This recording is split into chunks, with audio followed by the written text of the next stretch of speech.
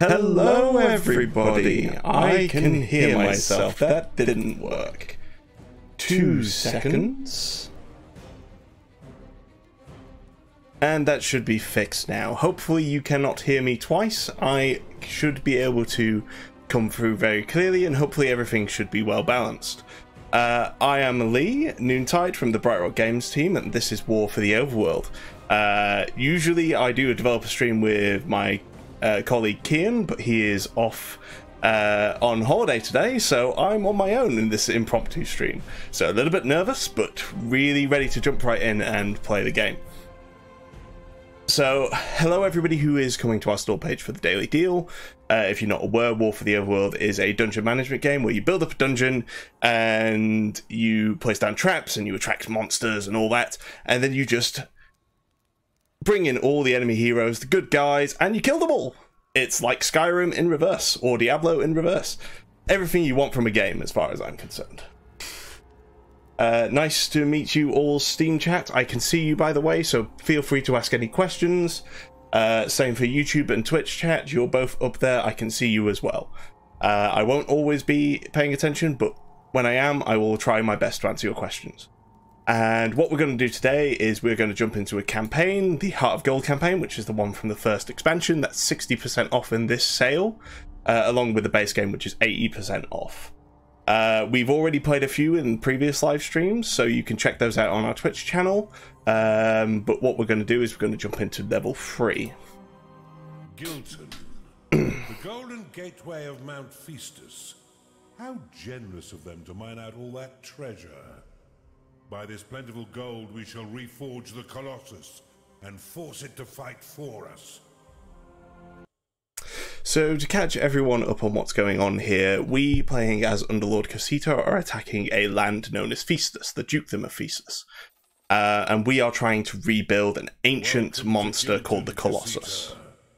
Now that we have the summoning stone, we must reforge the Colossus. To do so, you will need to gather 1 million gold pieces and deposit them into the forge. Golden statues are also satisfactory, and there are plenty of Festians just waiting to be melted down. Allow me to demonstrate with Mandalf the Gold. Ah, so satisfying. But these statues alone will not suffice. You'll need to mine, steal, and conjure your way to the vast sum that you require. The Duke's illegitimate son, Lord Sapphire, is leisurely mining this area and defends a substantial stockpile. I would recommend disrupting his operation to bolster your own collection efforts. You have at your disposal the Aureate Monolith. This construct has 2 functions. Its first is to create a golden aura that turns defeated minions to gold. Its second is far more exciting. You may click to activate it, causing it to absorb all gold from the nearby area, sending it directly to your vault. However, this will completely drain the monolith's power and will permanently destroy it. If you accidentally trigger this function, you may deactivate it with a second click before it completes. Do not forget your other tools: the transmutation potion, the blood money spell, and the ritual avarice as means to gather additional gold. In the meantime, there are some ready-made golden statues beside your dungeon core, just asking to be melted down. Pick them up and drop them into the forge. See how it gleams, Underlord? Any minion, friend or foe, that falls unconscious within this ring will be instantly and irreversibly turned into a golden statue. When enough statues have been collected, or if there's already a large amount of gold nearby, you can click to activate it, absorbing all gold in the nearby area. This includes unmined gold, loose gold on the ground, gold in enemy vaults, and of course, golden statues. However, fool's gold created with a transmutation potion cannot be absorbed.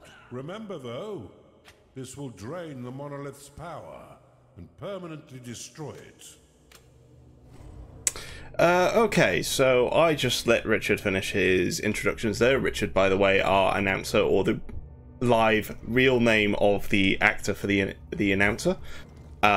He was just explaining the level to us. For those who missed it, essentially what I've got to do is I've got to collect 1 million gold. Ideally, before the Empire collects 100,000. If they collect 100,000, they'll be filling their coffers.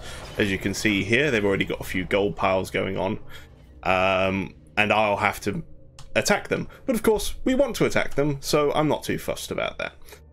In order to gain this gold and store it up in this nice little forge here, we have a number of methods. First of all, we can turn our enemies into golden statues and melt them down, which gives us a nice boost of gold.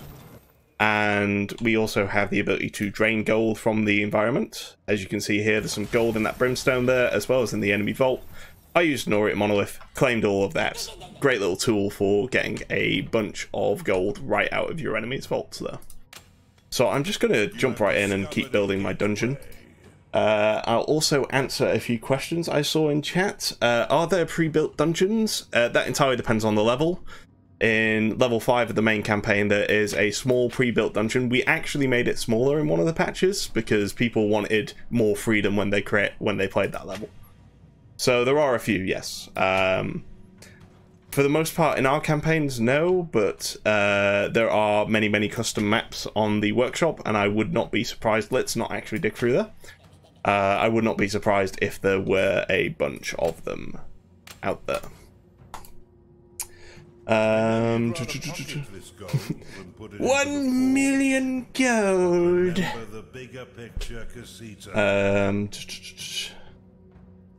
Are there hotkeys for all the functions on the bottom right? Yes, there are. I'll be honest, I am absolutely terrible at remembering all of that. Some of our best players do make use of them.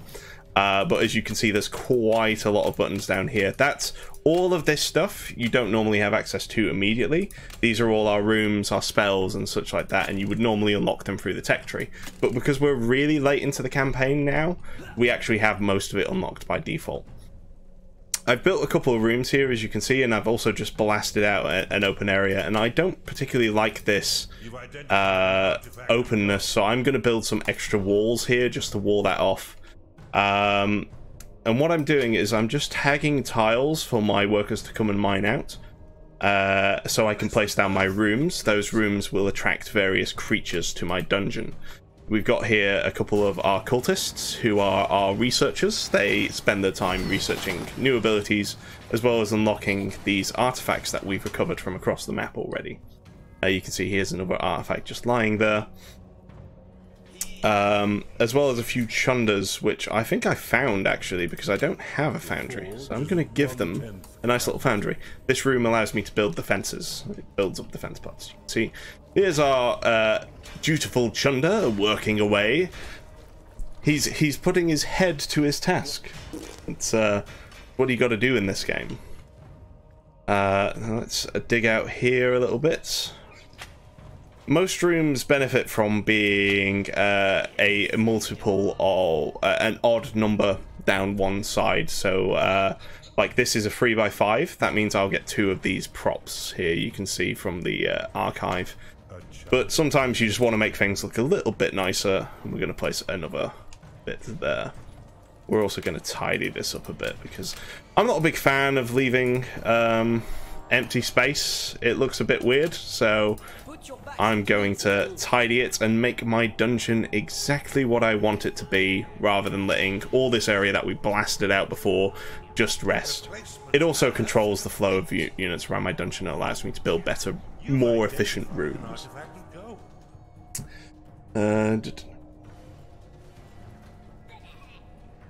Yes, the announcer is Richard Ridings. You'll remember him from a bunch of things. We fondly remember him from Peppa Pig, but he's also been the voice of the Mountain and the voice of the Mentor in Dungeon Keeper 1 and 2 and the mobile game.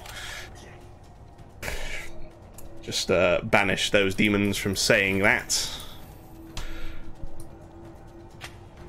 And we need to start thinking about what we're going to do. Now, I've gone in completely without a plan. It has been a long time since I played this level. This expansion was released in 2016. And that was about the last time I saw the level as well. So it's a little bit unfamiliar with me. Let's get some use some prophecy spells to get a little bit more information about the surrounding area. You can also see a couple of neutral cultists here, high level as well, so we're going to grab those. Get our workers headed off in that direction. So we've got a foundry, an archive. That's good. What are these artifacts? Plentiful gold. That's what you want to see. You know what? On this level, a vault is probably a good idea. And in that case, actually, now that I've put up those walls, I'm going to knock them down again, because a larger vault will be much, much nicer here. And I'm just going to build some walls like that instead. Give my dungeon a nice look. I'm going to place down some doors as well, just in case I get an attack. It'll be nice to control our enemies. We actually don't have any gold. Oops. Wonderful, you show it. Is it sort of way of playing as in Baldur's Gate Diablo? We would like to think of this as the reverse of Baldur's Gate and Diablo. Rather than playing the party of heroes invading the dungeon, you're actually the evil lord on top of everything. So you're the one who's building the dungeon for them to come and explore, and then you're going to kill them and take their gold and put it in a forge to make an evil monster. That's what we're doing here. Let's have a look. How much space have we got around here as well? So there are loads of different types of terrain in this. There's some impenetrable here, which I can't dig out. But I want some nice big rooms. So I'm just digging out what I can dig out, and that's this earth here, as well as these gold tiles, which will be beneficial. I'm starting to run out of money, so let's slap this statue to get all of its gold. Wow, this has a lot of gold in it. And pick up all those piles and drop them in there. There we go. So I've just boosted up my gold there. As you can see, one of the unique aspects about this game, unlike most RTS games, is that your minions are living, breathing units. They all have a level associated with them. You can see this is a level 5 Chunder. They also have various needs. They need to eat, which they eat from these little lovely pigs here. If you give them a zap with a lightning bolt, turns them into sausages. These pigs can also be taken to this tavern, which intelligent units, and I use this word sparingly, intelligent, like the Chunder, do prefer to eat from this room. There is another type of unit called beasts, which only eat from the slaughter pen. They're much cheaper units, and in fact, I'm going to build a beast den because it would be good to get a few of those. And we're going to dig out all this lovely, lovely gold over here as well. Now, the Heart of Gold campaign is a little more laid back than some of the content we have in the game. You generally don't face off against AI opponents in this campaign, although they are present in the main campaign as well as the new Undergames campaign, which we released in April. So you are actually playing against a scripted enemy, and at the moment they're not really aware of my presence, so they're not too worried about attacking me. But you can see they've got like a big dungeon already on the level, and it's going to be, how do we take this without attracting so much attention that they'll come and destroy us.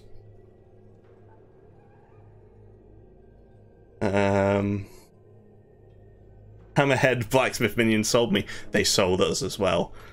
That's the way to our heart. Why did I not use these artifacts to fill up my vault? And I still need 888,000 gold. So we're actually going to dig out all this gold here. And I'm going to rebuild these walls again to make my dungeon a little bit neater. I'm going to put a hole in the wall here so I can build another door and just make it look a bit nicer. Spick and span. That's what we want from our dungeons. We'll place down that beast den I mentioned before. So this is our beast den. You see immediately as soon as I built it, a Bafu, which is a anagram. Oh, I'm getting stressed now. Bafu is short for badass flying units. Fun fact that you'll only hear from a developer. And it came through this portal, which is a upgraded beast den. This is where beasts live and sleep. Unlike intelligent units, if they die for real, rather than falling unconscious and being able to be taken back to the lair. And while we're at it, we're going to build a nice little alchemy lab here as well. I'm not quite sure what I'm going for at the moment. I'm just having a think about this. Probably some transmutation potions. Ooh, hello. Hello, Nano. What are you doing? Fun little fact, in this level we have a hero. A specifically named hero called Lord Sapphire. Oh, we're under attack. What's happening? They've come to attack me. This is not good. So we're going to cast some lightning spells down. We've got High Guard coming in. High Guards are pretty nasty. So we're just going to bring over our beasts because they're not here. And in fact, we're going to use our hand and pick them up and drop them in. The hand which is in the field, as you can see here, that takes place my cursor. It's not just for show, it's an actual god hand. So you can pick up the units, you can drop them, you can give them a slap if you're really feeling a bit mean. Which, of course, you are, because you are playing a game where you play a bad guy. Let's extend our archive a little bit and rebuild our walls. Like so. And in here, we're going to build a prison. So I'm placing down a prison because we've just taken out a bunch of enemy units. This High Guard here, I particularly want to turn him into a golden statue, just to give me that extra boost of gold. This worker's going to have a bad time. Oh no, he made it through. So you see, dragged him to this prison, and now he's stored neatly in my prison. Now that we have a cultist lost, where was that? Take me to the cultist. Here. Well, that was silly, wasn't it? He decided to go and attack this entryway. Was it me who dug this out? No, they must have dug out to me. I'm going to put up my walls again.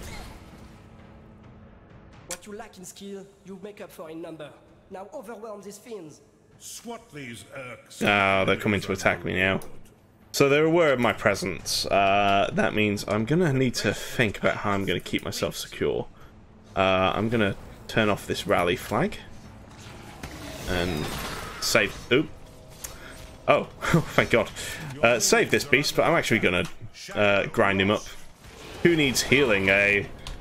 He can just be food for my other minions. Ah, you, out of that wall.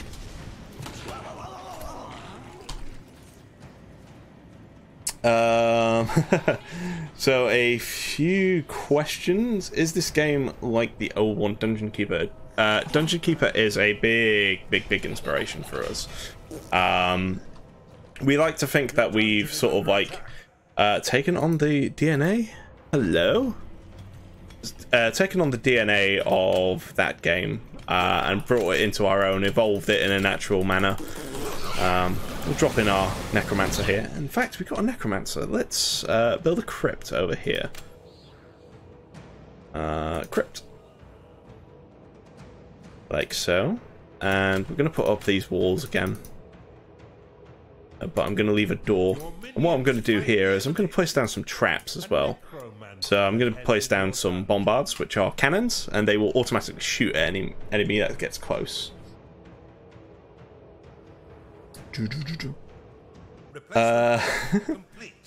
Dark Rail asks, Dark Rail from Twitch chat asks, are we going to see a campaign where we play as Oberon?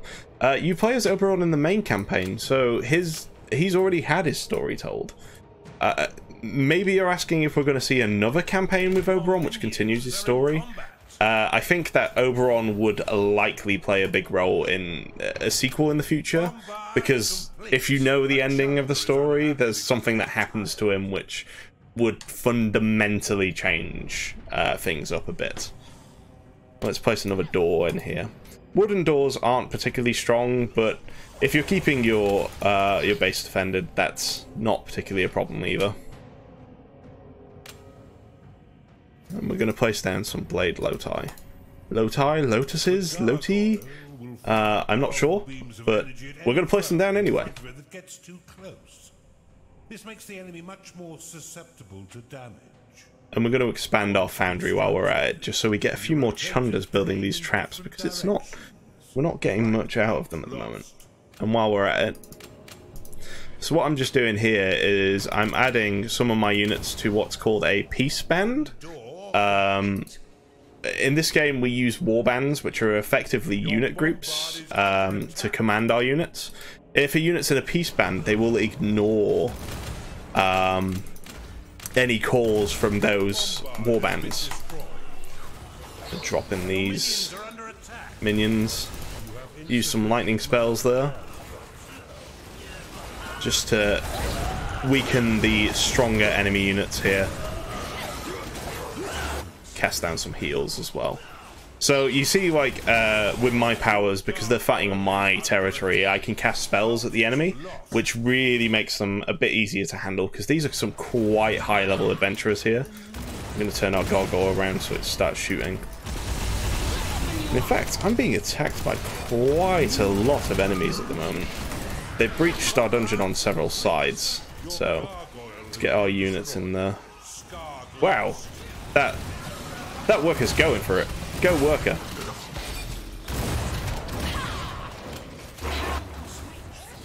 And now let's just recall everyone. Get them out of there. Oh dear. Chunder lost. Use these artifacts of workers.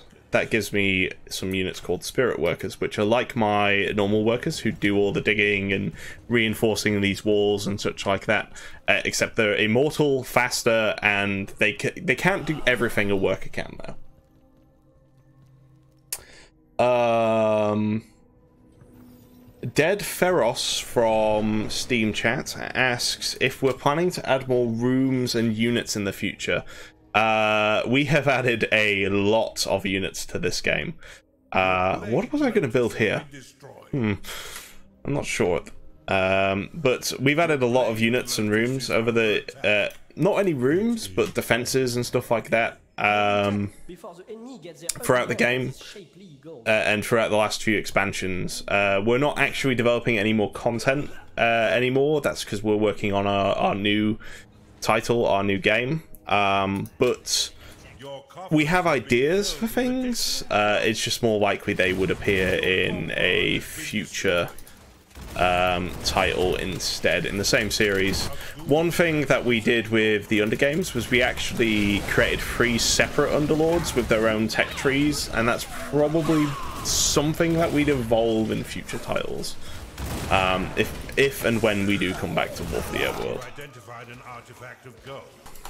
These defenses are not having a good time. This is my inattentiveness showing through. So what we're going to do is we're going to build a little tunnel here. Ooh, prisoners at capacity. You know what that means? Turn everyone to gold. Use your lightning spell to tag golden statues as dead.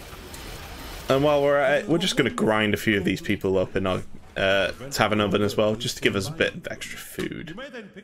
This guy's going to go and burn away on the crypt.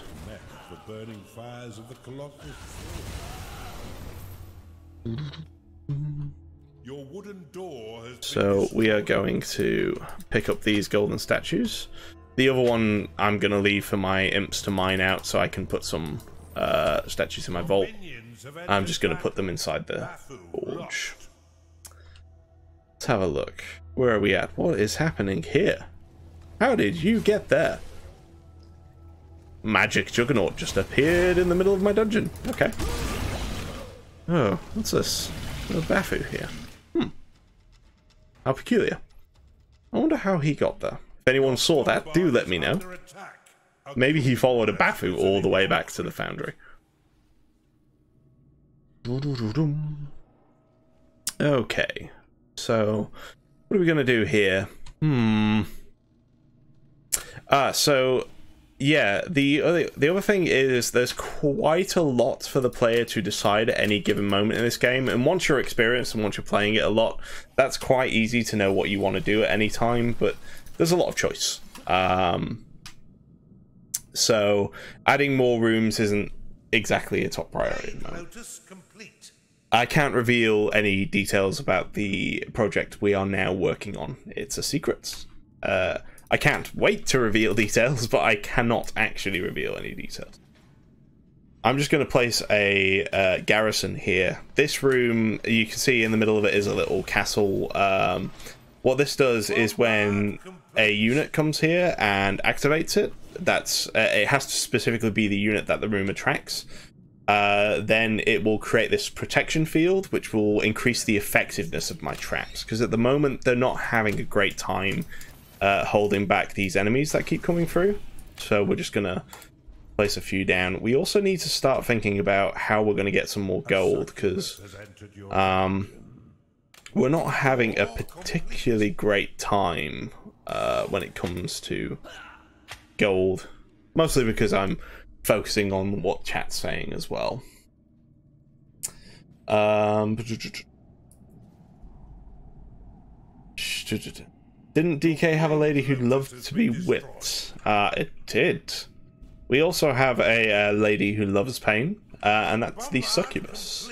I don't have one of those yet, though, because I've not built a torture chamber. Maybe that should be my next build. In fact, did I just build a torture chamber? I did. Autopilot for the win.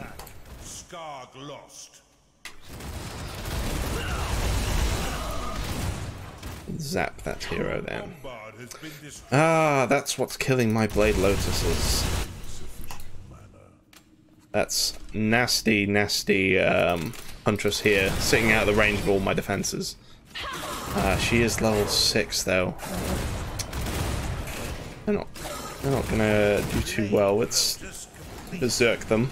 And in fact, they're not gonna live against. Ooh, ow. The Huntress has a nasty, nasty range, so she's quite difficult to deal with. And unfortunately she's sat on the enemy's territory as well, so I can't cast any spells at her. The rampart is a protective barrier that can be placed around an existing defense. Only when it is destroyed will the defensive protected take damage. Yeah, so some YouTube chat asked what are the development plans in general. As I sort of went into before, we're not actively developing War for the Overworld. We're still supporting it, so there's still patches to come out, which will be fixing things as the community reports them to us. But other than that, we're not adding new content to the game. As part of the last patch, though, we did massively extend the map editor's capabilities, which has, we hope, extended the longevity of the game by essentially putting the tools in the player's hands. Let's get some more of these plentiful gold. And essentially, we added the scripting tools so people can make their own custom campaigns and that, just to try and tide people over while we work on our next game. And honestly, some people have made incredible stuff already with it. I've been really amazed. I think it was last week that I pushed out a community spotlight, which had all of my favorite maps so far. I say all of them. There were so many maps I had to pick 10. But there are many more to come. And yeah, that's worth checking out if you're looking for more to do with this game once you've played through our content, of course, which is already quite extensive. Then there's thousands of maps on the workshop, about 20 campaigns as well. A lot of them are quite different, and that's really, really cool. Really, really fun to see. It's so nice to see people taking our game and expanding it, and people seem to love the lore as well, which is amazing. I can't tell you as a developer how great that feels. Let's build a sanctuary. This could be a solution to one of our gold problems.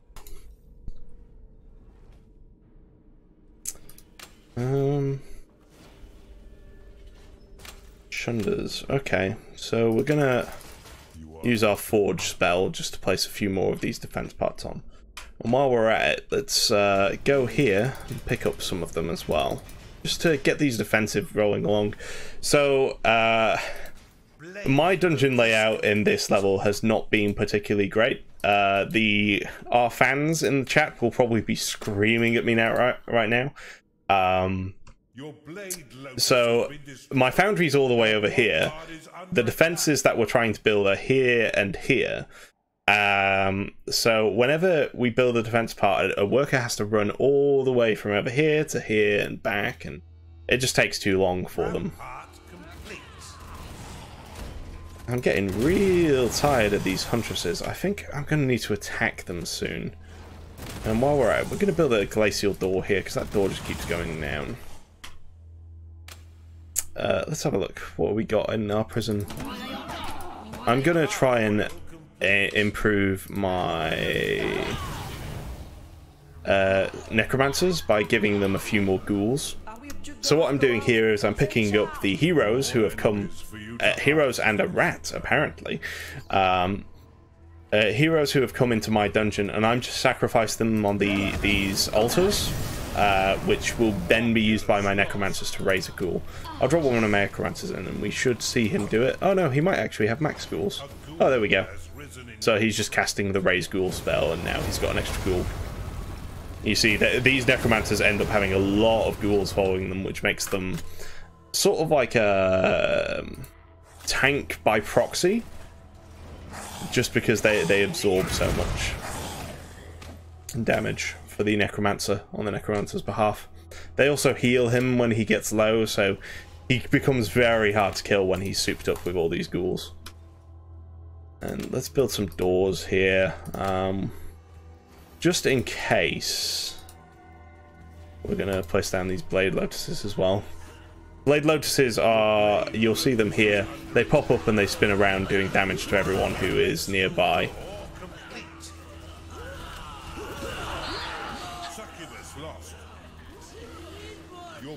Here you can see there's that garrison protective radius, but that's a lot of enemies. Let's bring in some of my own units to deal with this attack. Your bombard has been destroyed. Cast some heal spells.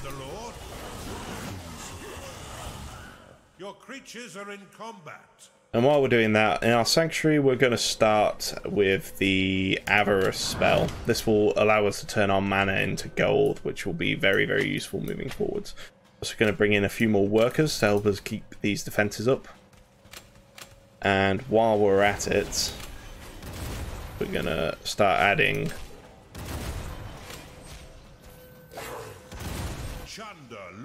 to them like that. Your minions are in combat.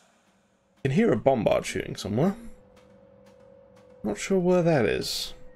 Oh, maybe it's their bombard. It is their bombard. It's shooting my guys.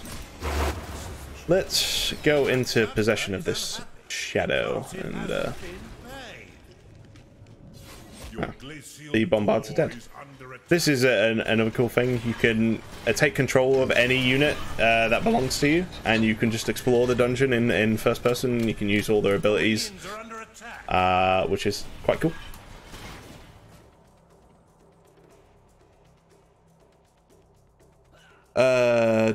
Deviator.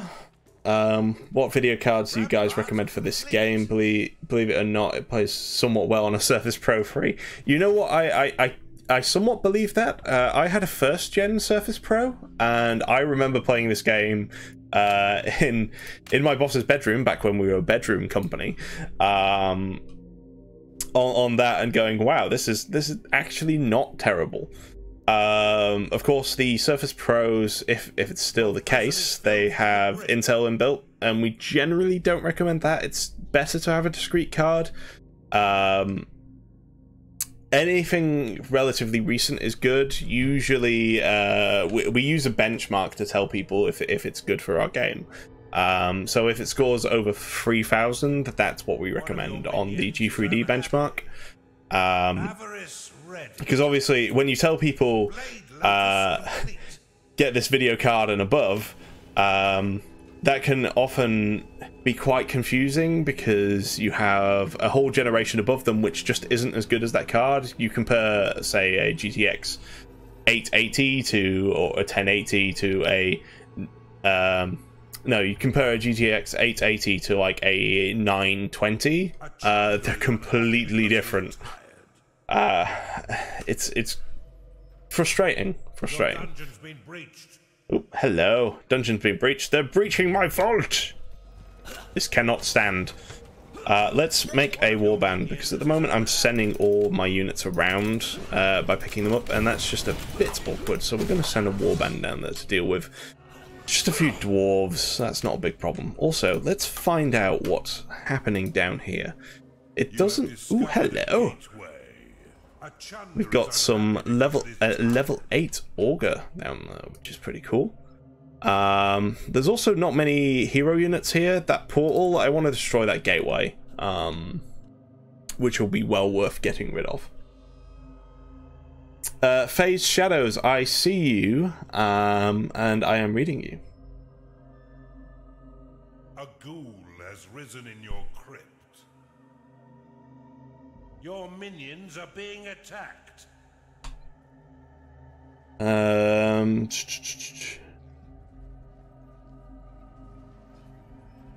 Desperately need to upgrade. Yeah. Okay, cool. Precious and beautiful. Right, so our Avarice ritual was channeled by our cultists a little while ago. We're going to cast that, and you're going to see my mana bar is going to start decreasing, but at the same time, my gold is start increasing. We should also have a few more prisoners, so let's get these people changed into golden statues. And while we're at it, we're going to rally the my warband number 1 and get them attacking this. I also just realized, I don't. So I have built neither a barracks nor an arena, which is absolutely terrible, because that means my minions won't and can't train of their own accord, which is a big problem, because I need them to get stronger before we go on any serious attacks.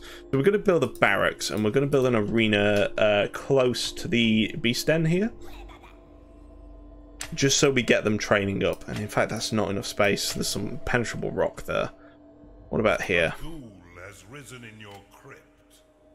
Yeah, so that's a bit tight. We need to find a bit more space for some rooms. Maybe down here. Yeah. So what we're going to do is we are going to move our torture chamber to down south here. I haven't even used the torture chamber very much. Maybe I won't rebuild it. And we're going to build an arena up top so we can train our beast minions. So one of the differences between beasts and intelligent units is beasts can't use rooms because, unsurprisingly, they don't have the cognitive capacity. So they need to be trained in combat only, and they gain a buff to the experience they gained.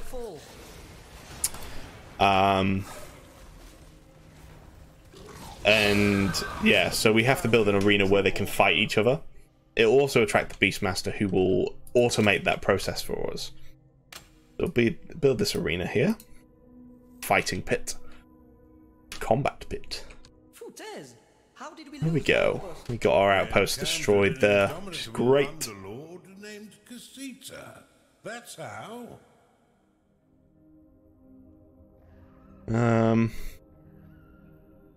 And the attacks have relaxed a little bit here, which is pretty good.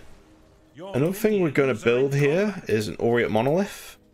Because one of the things that the Aureate Monolith does is whenever an enemy unit is killed within its radius, it turns them into a golden statue automatically, which is great. Shadow lost. It's not okay. Monolith complete. Gonna heal some more of these guys here, and while we're at it, we have this potion, this alchemy lab, and I've not been using it. Where is my mind? This is an opportunity, given that I've been slacking on my barracks, to build a wisdom juice potion, or 2, so I can use that to give my units some experience instead. We're also going to finally build a barracks, and people are going to rejoice. It actually needs to be slightly bigger than that. So let's just expand it out that way. And while we're at it, in fact, we're going to dig another tunnel here, just so there's multiple paths through the dungeon. And there also, is there a way to get through this impenetrable here? Ooh, no, that's unfortunate. So there's no way to create a little shortcut there. Be very, very useful to us. But I think we can create a shortcut here between these two rooms. Yeah, so that's what we'll do. And a lot of this game is trying to get the most out of your dungeon at any one point. You'll want to make sure that units can get around your dungeon efficiently. As you can tell, they don't really get around my dungeon quite as well as I would like. And also getting the most out of your props in here and the units by leveling them, etc, etc, etc. We're gonna channel the Avarice Ritual again, which is that one. And we've taken control of this dungeon down here, but I actually don't... No, maybe it's not a big problem. There is a lair down here. If we claim that lair, we can have those units build their lair down here. And hopefully they'll keep working in that room, which is closer. We're going to end that rally flag on Warband 1, so that we've got them working. Hello, Isabella Brown, 08 from Steam Chat.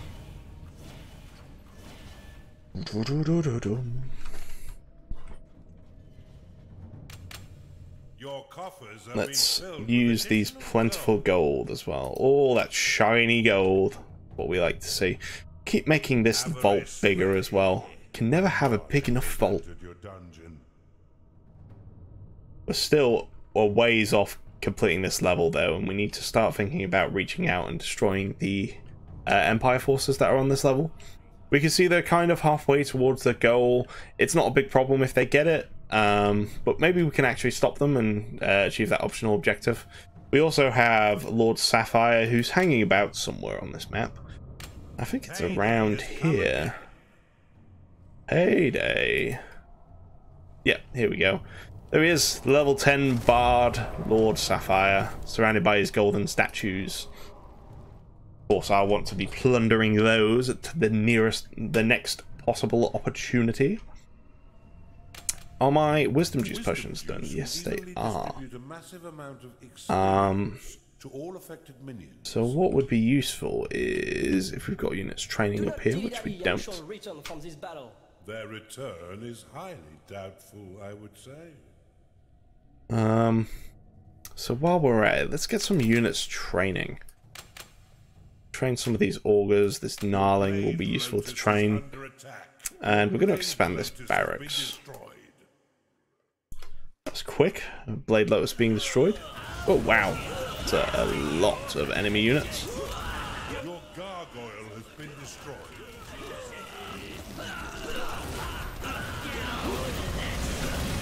We want to keep that Aureate Monolith alive. Because if we can turn them into golden statues immediately, we can skip the prisoning process.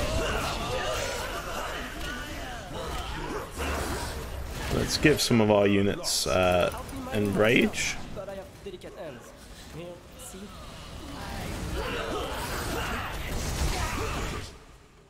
And that should be alright on its own. I just channeled Avarice with no mana. Rookie mistake, rookie mistake! Because it hasn't been paid. Well, that's the Augur's fault, isn't it?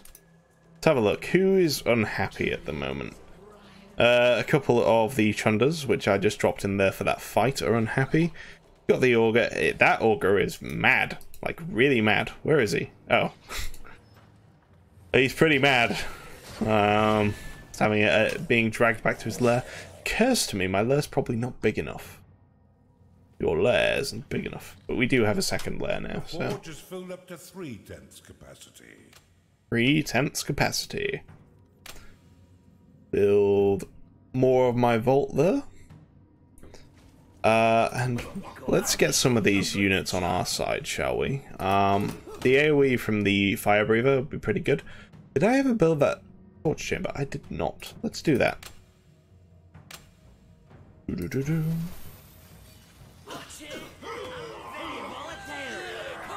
So you see I'm sticking these goodly heroes into the torture chamber, and in a few moments one of my succubi will come here and start to convert them. How she does that, I'll leave it to your imagination.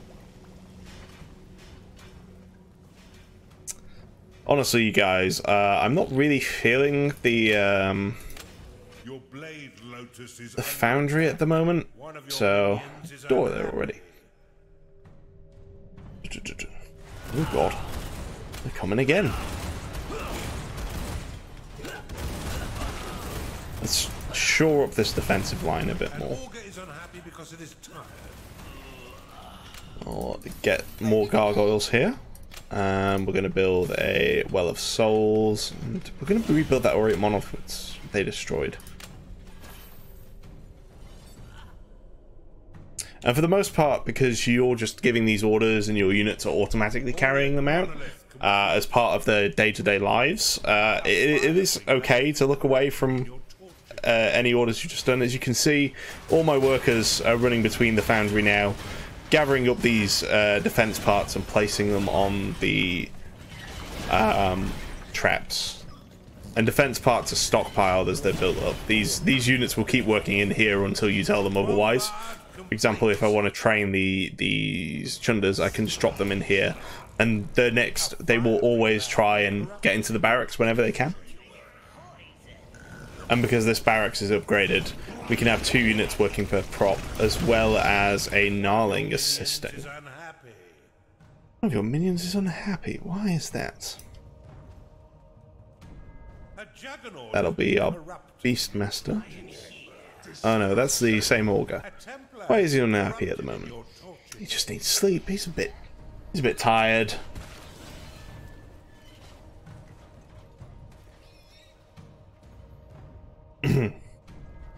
Okay, so Robert Harvey from YouTube chat, you're asking what's the elevator pitch for each expansion DLC, especially the upgrade one. Now we do have a couple of upgrades, but I'm going to assume you're talking about the Underlord Edition upgrade. And I will clarify what the Ultimate Edition is. So the Underlord Edition upgrade adds all the content that's included in the Underlord Edition. It's mostly cosmetic and extra stuff like the soundtrack. It's essentially the Deluxe Edition. It's not necessary if you want to play the game, but it does help add that extra flavor. There's also a really cool PDF in there, 2 PDFs in fact, one which has short stories and the other one which is an art book slash lore book which contains lore on all the units and stuff like that from the base game. Then with the actual expansions, which we consider expansions to be anything that really expands the gameplay content. So first up you have Heart of Gold, which is what I'm playing now. That's a new 4-level campaign. It introduces 4 new aspects, which are the Colossus, the Sentinel, that's a unit. So the Sentinel is a defense unit. You can see here, I just placed it down. It'll take a little bit for that to be built. But that's the new unit. The Colossus is also a new Titan. We can't get that just yet, but he's at the bottom of this research tree here. It also adds the Orient Monolith, which we have one down here. This automatically turns any enemy that dies within it to a golden statue, and it'll allow you to like capture any gold within its radius, among other things. So we added all this content, new terrain, a new dungeon theme, all of that. This was basically us taking what we learned from making the original campaign and putting it into this one, and following what our fans asked for. Then we released the Crucible, which was a free expansion. It added a whole new game mode, which is a survival mode. I might take a look at that a little bit later, but yeah, that was another big request. That was actually a Kickstarter request, so we did that, gave it out free for everyone. No need to pay for that, all free, just buy the game, done. My Pet Dungeon, which is a more sandboxy like mode, but it is in the vein of a campaign, so you have objectives to complete, but the objectives can be entirely done at your own pace. The goal is just to gain points and build the best dungeon you can. It also gives you some really cool tools, like you have it on the map a toy box where you can pick units up and drop them anywhere you want, and you know, you can kill them, the enemy units. It also gives you God mode, which is essentially complete freedom. And Oculus is unhappy because it has no food. It occurs to me this slaughter pen may not be enough for this entire dungeon. And let's finish this shortcut that we were building here a while ago. Right, let's build a second slaughter pen while we're at it, and I'll continue explaining the DLC. So, My Pet Dungeon was the next expansion, as I mentioned, that had 8 levels. 2 of them are available for free, so if you want, just give it a try. It might not be for you, it might be for you. Again, massive community request, so we did that. And then finally, the Undergames, which were released in April, added like 8 new aspects, again, units, traps, etc.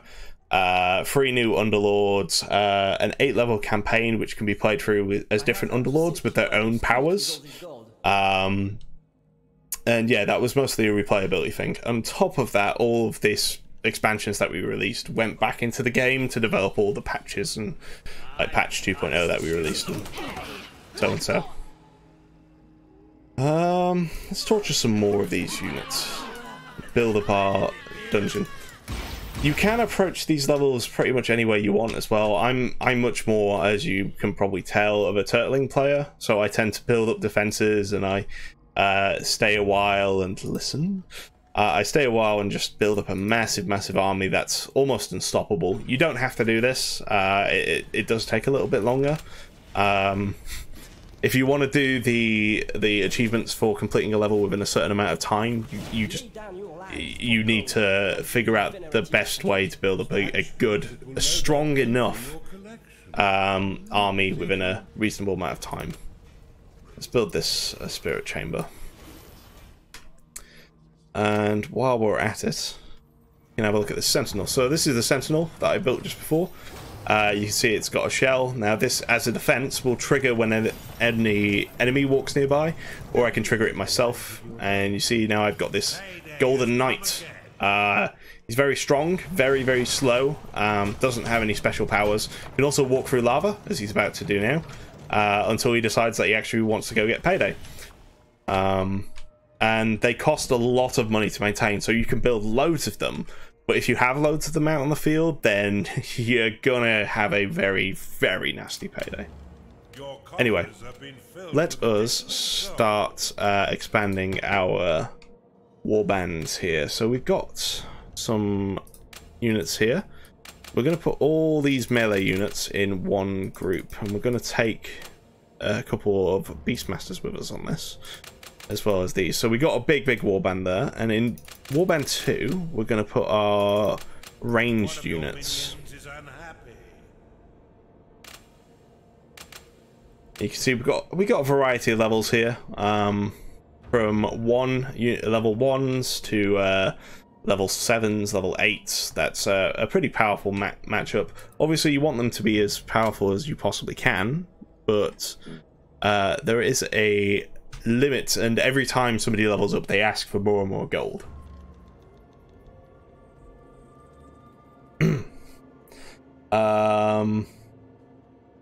Skyrex, what time it takes to make that game? I assume you're asking how long it took us to make this.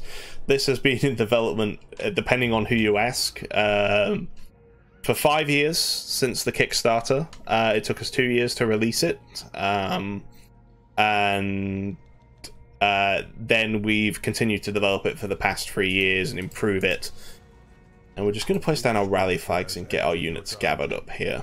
A fire breather has been corrupted in your torture chamber. A fire breather. Oculus is unhappy.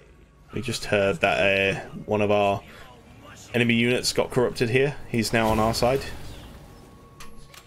We'll add him to the warband and get him headed down here. You can see all our units are starting to gather up.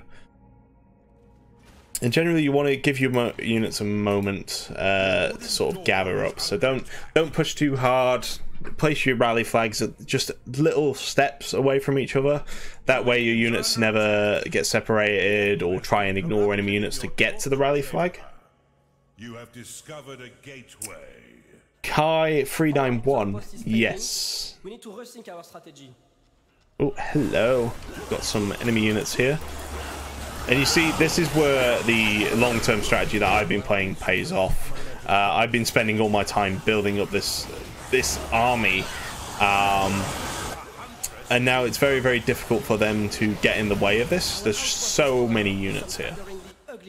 But I've built that through several different techniques. I've been converting enemy units. I've been dropping things into here to get more ghouls, and I've just allowed my dungeon to tick over, kept it running, etc., etc. And we're going to start channeling the Avarice Ritual again, just so we can get some more gold. While we're at it, while those are having a fun time, let's start scouting ahead to find out what's happening out here. Alright, there's not too much in our way down here, so let's just clean this out. And kill everyone and claim it for our own. And you see, slowly but steadily, especially in the Heart of Gold campaign, you start spreading across the map bit by bit. As I said, there's a game mode for everyone. We've tried to provide many different experiences. 2 modes and 2 campaigns don't play alike. Because there's a huge variance in what our fans are after, and what this game can deliver.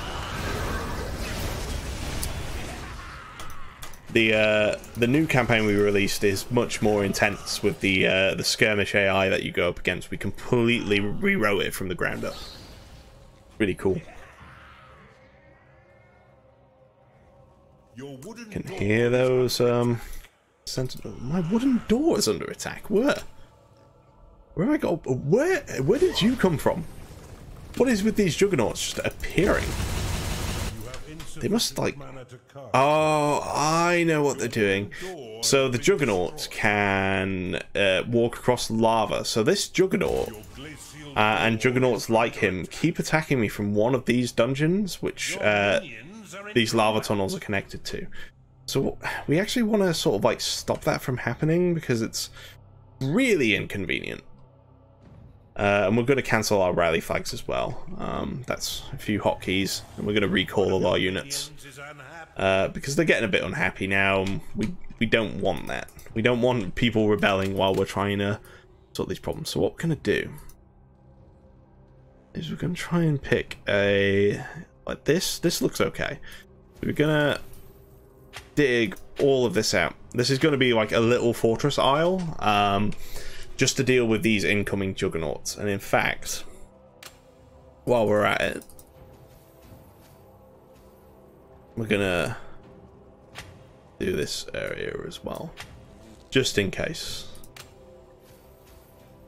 So we don't have that juggernauts disrupting us. You've identified an artifact of gold. An artifact of gold. Excellent. Your coffers have been filled with additional gold. Enemy units.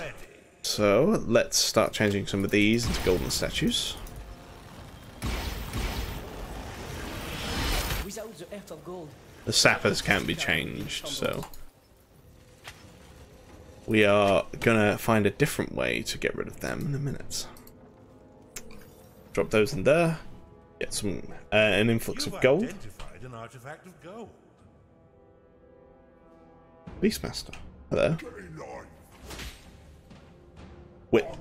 You whip that door, it's going to take you forever to recall him. And let's get some workers down here. In fact, here comes one now, just so we can claim up a bit. As you can see, I've taken this dungeon now, so that's all mine. Our next attack is going to be this one over here. Now we've got this. We are going to do... Your ritual is ready to be cast.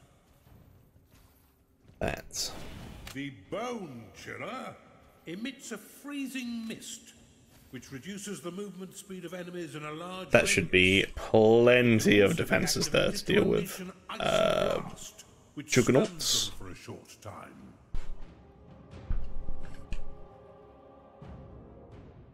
Yeah, like Kev from Steam Chat, the units are completely AI driven. You can just order them around. So you can feel free to drop them. They will go about their tasks on their own. They will explore and fight enemy units. But typically, if you have a unit that goes out on alone, you'll remember this from certain units ending in Y, that they often end up dead because they walk into the fences. So you generally want to keep them together until you want to go off on your own.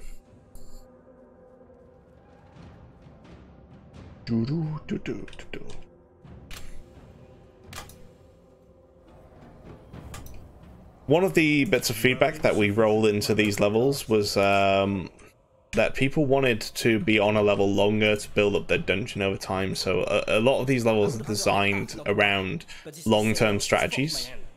Avarice is ready. Let's cast that. Let's see how all our units are doing on happiness as well. That's all right. Let's get moving. Keep moving around this map. So we'll send Warband 1 and Warband 2 the same way. And while we're at it, is there anything else we want to do? You know what might be fun to do is build a few Ember Rifts here. Insufficient lockable mana. Ooh. Need more lockable mana. That means getting rid of some workers.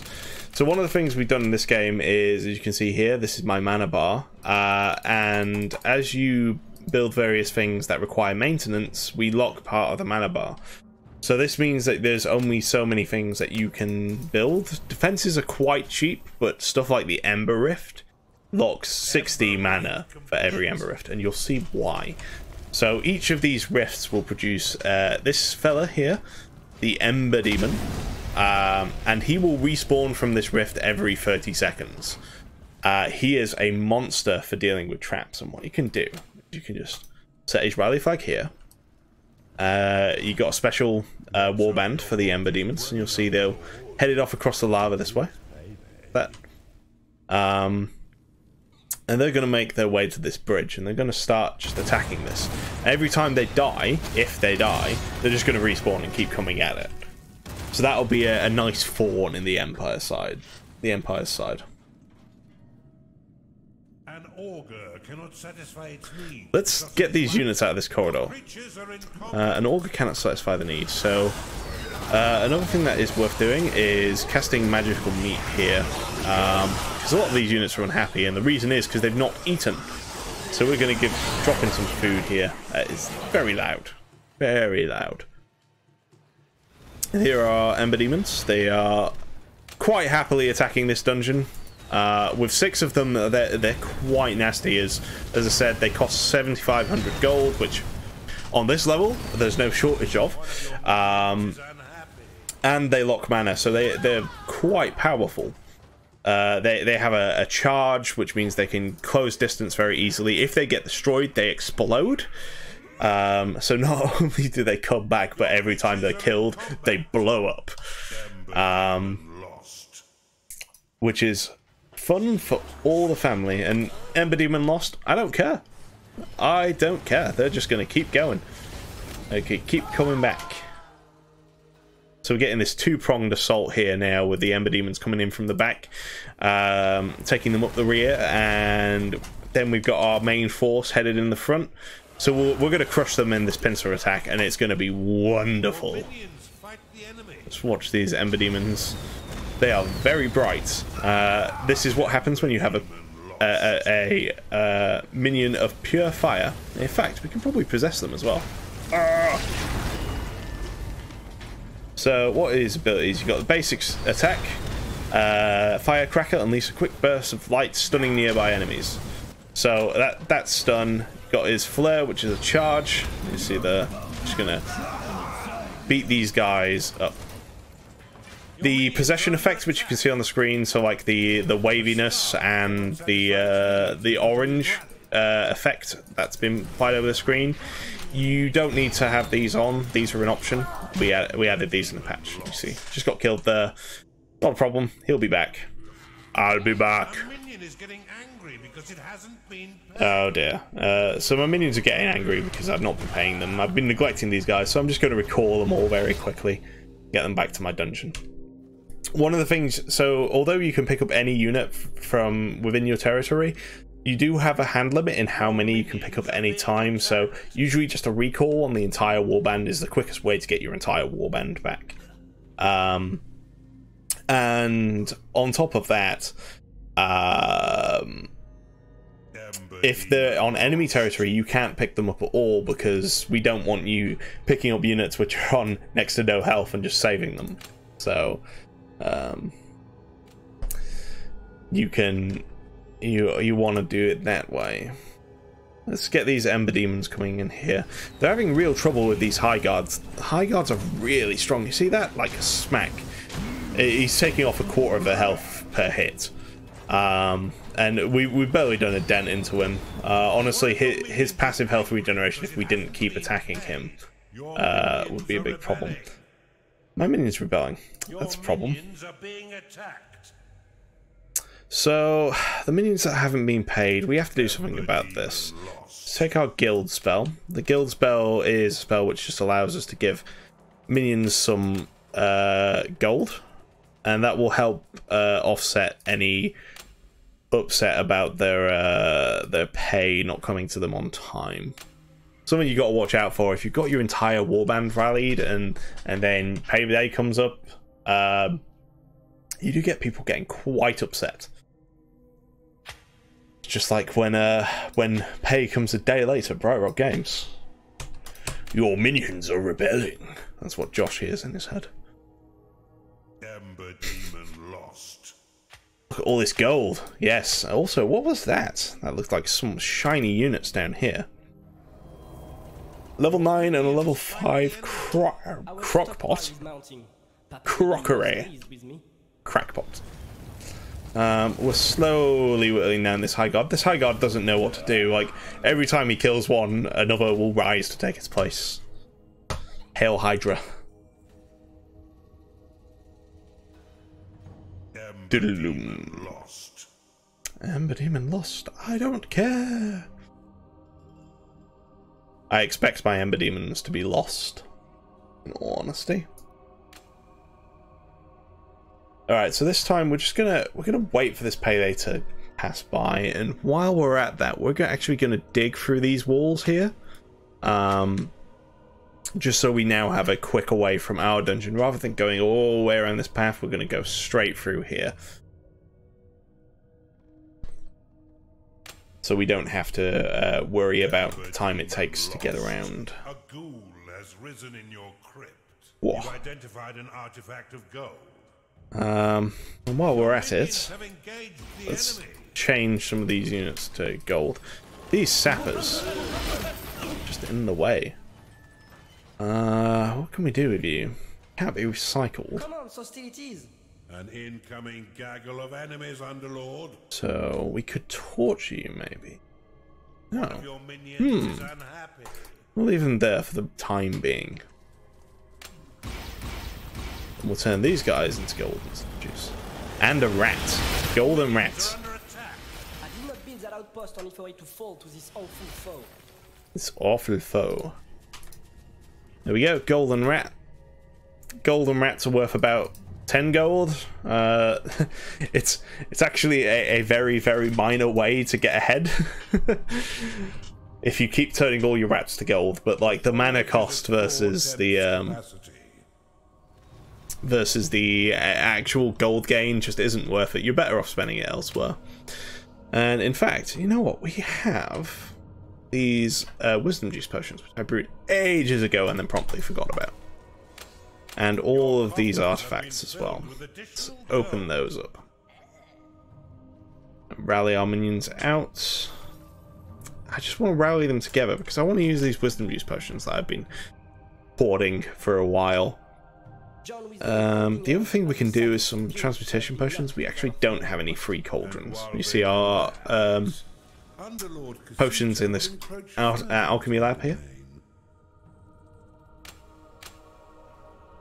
We'll just drop some potions here, and you'll see when we drop the potion, we get the level up fireworks. So we know that they've been granted some levels, and in fact that augur is level 8 now.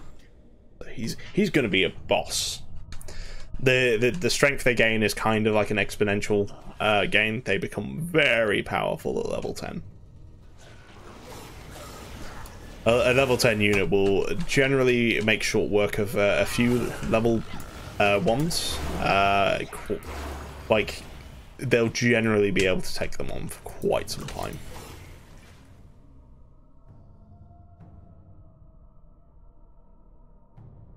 Commander Slomer, YouTube chat, thank you very much for your backing us on Kickstarter. We couldn't have made this game without you, and I'm so glad that you didn't regret it because of the support. It was very important to us that our backers end up with a product they can be proud of.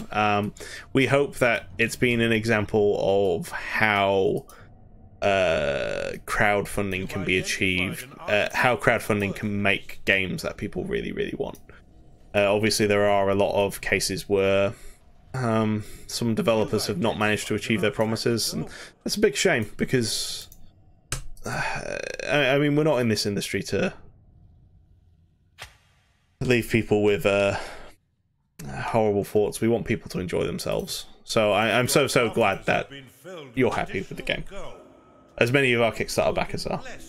And as for reviving classic Populous, it's not on the immediate agenda, but we do have a new project in the works. It's not Populous though. It's not related to Populous. It's not a spiritual successor to Populous. Dead end. What's this? Looks like just some gold here. Let's just dig all that out. Get that out. And we're going to recall our units just because there's not a big need for them to be out there at this moment. What we can do, though, is we can set these Ember Demons just to be there. Wait patiently, biding their time. While we're at it, let's build some more Ember Rifts, because they're fun. It's 8 Ember Demons. You can see there, just with 8 Ember Rifts, that's pretty huge. How much mana has been locked up there? It is payday. How are we doing on gold? Let's have a look. What options have we got available to us? All those sappers. I've still not worked out what I'm going to do with those sappers. There's got to be something. I don't think I can even feed them into the vault, the tavern oven. Give my minions some food. What else have we got over here? Dungeon, some more units here. Speaking of, if I'm not mistaken, we gained some crackpots. Let's add those. Ah, who's angry? Why can't you find your pay?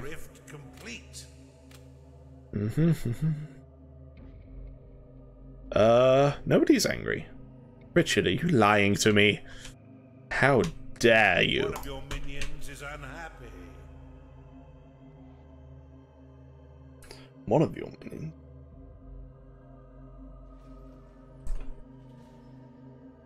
Okay. 500,000 gold still to gain. You've identified an let's channel Avarice. We can now brew some of these transportation potions. And dug out all this gold, so that's not a massively effective use of transmutation. Hello. Ah, here we go. What we'll do, place down the replacement earth there, and one there. We'll create some little transmutation areas. Halfway there. Halfway there. Nice. So what we're doing is we're building some transmutation potions. You see our crackpot just finished this one here. Those transmutation potions allow us to add gold to tiles, which is great. So we just finished building here, and you see I can drop this transmutation potion here, and immediately we have 8 chunks of fool's gold, each of which is worth 750. So for an investment of 1500, if you manage to get 2 tiles, you made your money back. But all 8 tiles, and you're laughing to your way to the bank. This is how you get hyperinflation. An economy lesson in how transmutation ruins the economy of the underworld. That's the next game. Dungeon Economy Simulator. We'll spend our avarice spell.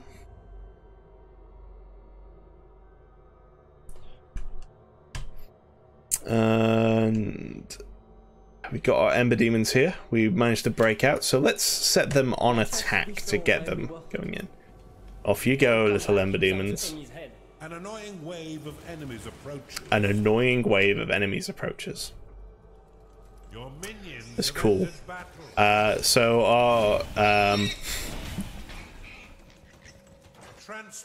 our workers will bring pigs to the spit roast oven, and as you saw there, it will actually fire cooked or cook the pigs as they fly through the air to the plates. It's something I had Kian add, my colleague who unfortunately isn't with us today. Wonderful, wonderful sound. It's my favourite thing in the entire game. Honestly, Flying Cooking Pig Simulator 2018, it's the way forward, I think.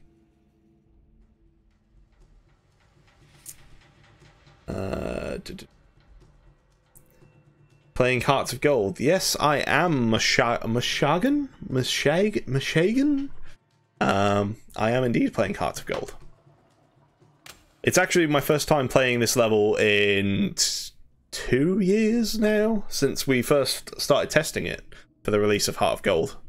So it feels like a long time ago. So, and at the same time, it feels like only yesterday. You guys are digging this wall for no reason. We don't need to destroy that wall. Stop destroying that wall. Ooh, sacrifice.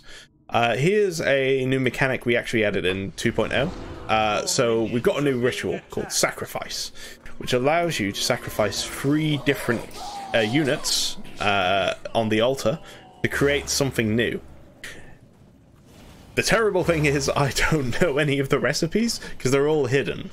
We've never written them down anywhere. Obviously, somewhere there is a document, but I don't know that document. I've never read it, so we're just going to try some things. In fact, I think that if we bring the Ember Demon, not all of them are out of reach, so we'll have to wait until one dies and get to respawn. If they do die, because there's 8 of them running around now. They're really mincing through that Empire dungeon. What's happening over here? Oh, hello. Level 10 Juggernaut. That's pretty excessive. They've been gradually leveling up as I've been proceeding through this level. Your minions are being yes, Scott. Kian is dead. He's suffered a terrible death when he took a holiday, and then all of a sudden Steam Daily Deal. So, and left me on his own. Qu'est-ce que c'est que ça? What have we here? An underlord with a core of gold? Nice to hear that, Meshagan. Thank you for your support in buying the Undergames expansion. 3 vampires makes a Democorn. 1 Democorn and 2 pigs makes Porkzilla. Hello. Now those are the recipes we want. Thank you very much. I can't read your name. From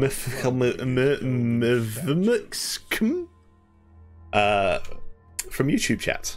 Good old YouTube. You guys have been really helpful today. Of the 3 chats I have of my window, you're always providing me the great stuff. Oh, so. Don't let them get away with such blasphemy. An enduring battle.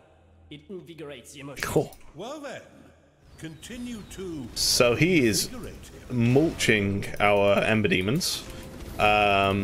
He's managed to kill it. This is what I mean, like, these Ember Demons don't have a level as such, but they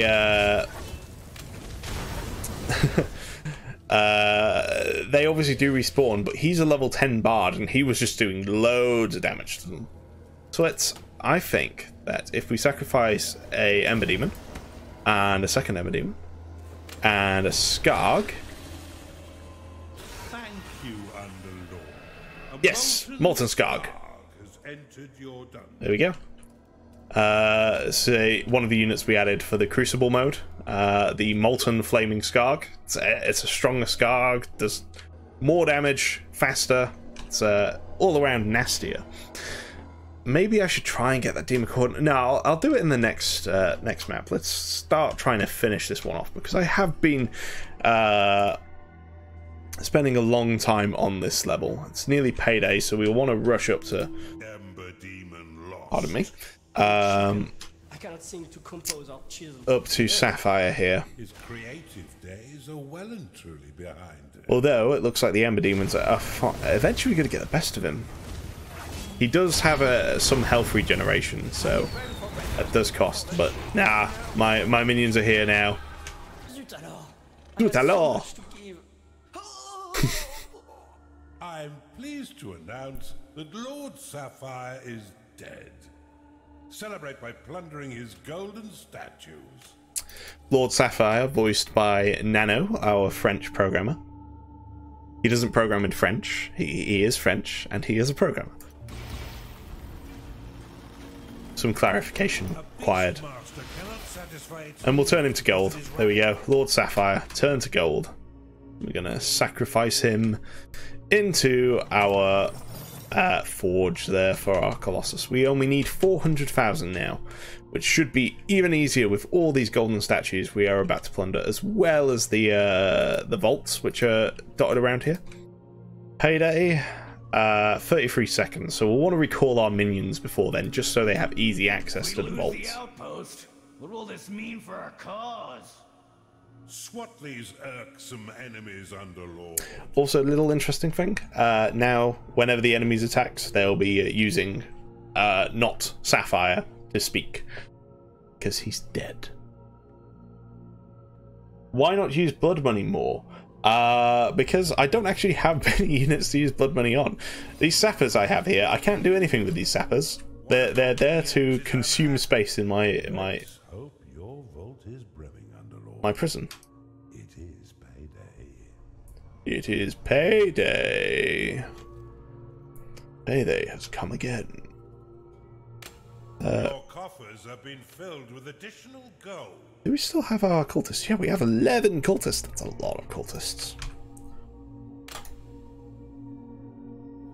I think there is a artifact here, so we'll tag that tile and get that dug out of there. You've identified an artifact of gold. You've identified a heart of gold? An artifact of gold. Artifact. You've discovered an artifact. Artifact.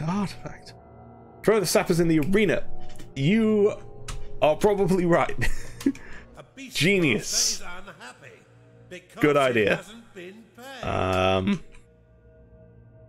Thank you again, impronounceable YouTube user.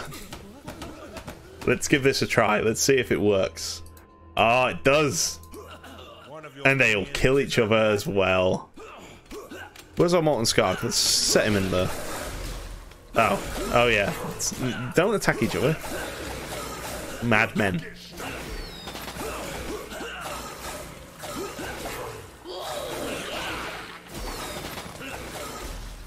So you can see how fast those level up as well. When the arena is on execution mode, which means the units will kill each other, it does cause them to gain experience at an incredibly fast rate. Look at that. We're level 10 already. Done. Level 10 Skargs. Nasty. Well worth doing. Also, whenever you have a fight happening in the arena, all your units come and watch. Pretty nice. They'll cheer. Yeah. Kill the dwarf! Hello, Emily Soma on Twitch chat. Shadow Dragon 1396, hello and welcome to the stream. Thank you very much. We really appreciate that. That is very I mean, I would say it's very high praise, but you said that our game is better than Dungeon Keeper Mobile. It's, I mean, not sure if it insults.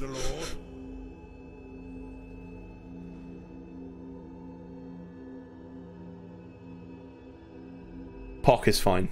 Thank you, Pock.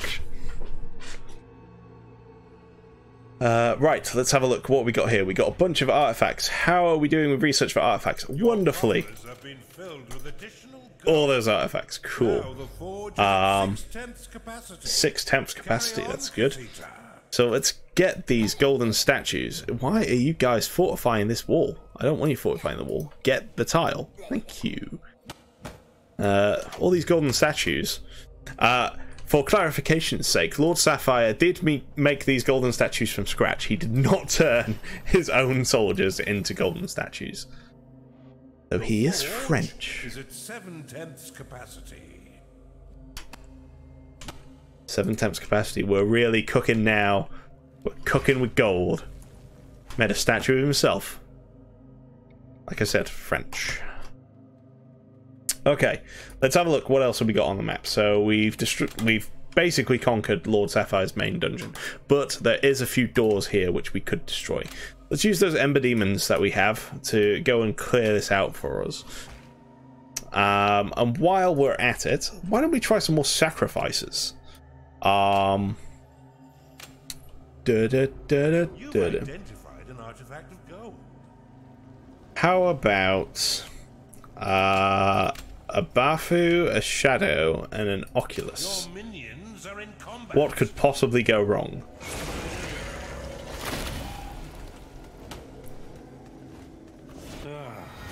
Better look next time. 3 Chunders. Ah, I know one. Surely. Oh, I need to channel sacrifice. Bafu, Chunder, and Chunder. Must be. Surely. I suppose yes. badass There we go. flying Chunder has entered your dungeon. Badass flying Chunder. the most complicated and well-designed unit in the game. It's a work of art, honestly. It's totally not a Chunder stuck on a Bafu. Why would you think that? What's wrong with you? And let's get a few more of those. It was 2 Chunders and a Bafu, wasn't it?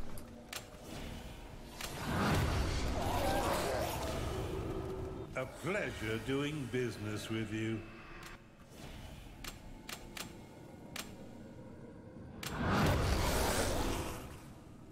You are generous indeed. Frost Elemental, and a Chunder. That will be the Icy Chunder. So we'll need our transmutation spells that I've got here and I've not been using. So let's dig out that gold that we just placed there. We'll need some Frostweaver potions then. So we'll need our crackpots to brew those. Go Ember Demons. Ember Demons are just so great. Like, you could just leave them to kill everything to your heart's content. And you don't need to worry so much, because even if they die, although you are contributing so much mana to keep them up, even if they die, they're just going to keep that area on lockdown. Unless it's a big enemy wave with a lot of AoE. But they are highly resistant to fire, so against Empire units, the Fire Breather is one of the strongest AoEs, and obviously he breathes fire, and they are made of fire, so you would think that these dwarves would have some sense, but apparently not. You've identified an artifact of gold. Artifact of gold. Okay, let's get some more of these statues that Sapphire has left for us. Workers, what are you doing? Not claimed this central part yet. Weaver, ready. The forge is almost ready. That is true, Meshagan. They are incredibly drunk. And thank you, Shadow Dragon. That meme's the best. Original character, do not steal. What is it? What would he actually be called rather than... I mean, I guess Badass Flying Chunder is quite in line with that meme. Like, Badass Emo Flying Shadow Chunder. The Hedgehog. Your coffers have been filled with additional gold. That's probably not helping. Our workers are running up here and getting themselves killed. So leave that over here, and in the meantime, let's have a look. How do we get to this dungeon over here? There's... hello. Some explosives are required. So we'll dig a path out like that. So we'll get this underminer built, so we'll drop a worker on it just to get it underway. Your minions Chunderway. Underminer complete. Dead Feroz. You can create a bigger mana pool, yes, but only with things that were added in the undergame expansion. So it's either the mana vaults, which is what you can build, or with mana shrines, which are not present on these levels. You can raise your mana cap up to a total of 2,000, which is an extra 500 mana, and 500 lockable mana at that, which is quite significant. Let's get our underminer here, blow up this brimstone. Brimstone, highly explosive, by the way, fellas, and lasses. If you blow this up, boom, huge explosion. Makes a nice little entryway for us through here. And look, there's some units here as well. Let's go get those. And mana artifacts. Thank you, Meshagan. You know, it's really fun how easily it is to forget everything that's in this game. This game is massive now. More gold. We need more vaults. Wow. Josh, you overdid it. This is too much gold.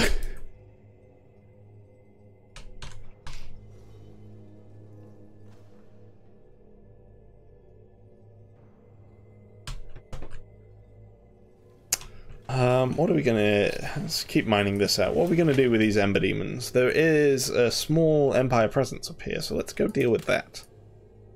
And again, workers. This. You. That. Thank you.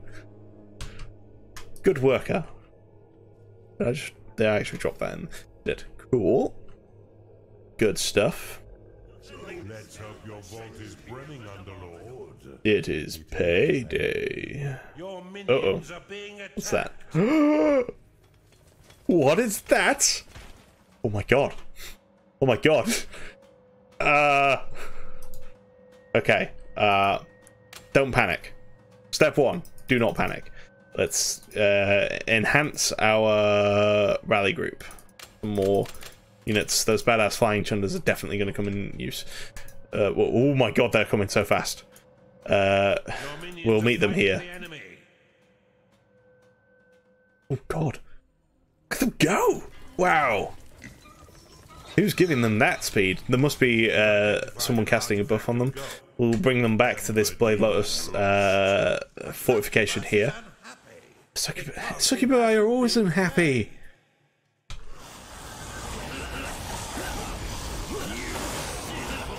Let's bring our Ember Demons back as well. We really... That is a big attack. Lots of level 10 units there. Guys, come on. Over here. It would be in your best interests, Blade Lotus is distracting them because it keeps popping up and blocking the movement. What is this? Chunder. Yeah. There we go. Right, guys. Where have you got to? Here they come. Where are the Ember Demons? Up here. Oh, along with a bunch of other units. Your minions are being wiped out. Oh, minions are being wiped out. Not enough mana. Your Blade Lotus is under attack. Your minions are pouring in battle. The Frostweaver potions. Use some of these Frostweavers. Bring them in. So potions since 2.0 now do damage and apply various effects when you drop them. I can't remember exactly what Frostweaver does. Freeze nearby enemies, reducing their movement and attack speeds, which is really important when you have a lot of units grouped up like that. loud combat. Minions are falling in battle. Your blade lotus has been destroyed. Let's have a look what's happening over here. Wow, that's a lot of units in the red. It's not healthy. You are out of mana. Your well of souls has been destroyed. The well of souls has been destroyed. Oh my god. Minion is getting angry because it hasn't been played. Your minions have engaged. That's not nice. That's not nice. Okay, so we need to really take care of this. First of all, let's get these crackpots in a peace band so we can deal with that. Also, are we done with these guys yet? Oh god. So group 2. I want everyone who's not in group. Right. Everyone else come to the archive. Close that door. Yeesh. I was a bit late on that. Your minions have engaged the enemy. One of your minions is angry because it hasn't been paid. Okay, you guys come back. Oh, it's not. This is not the time for a rebellion. Ready. Your wooden door has been destroyed. All right, let's get these Frostweavers in here. Ember Demons, come, please.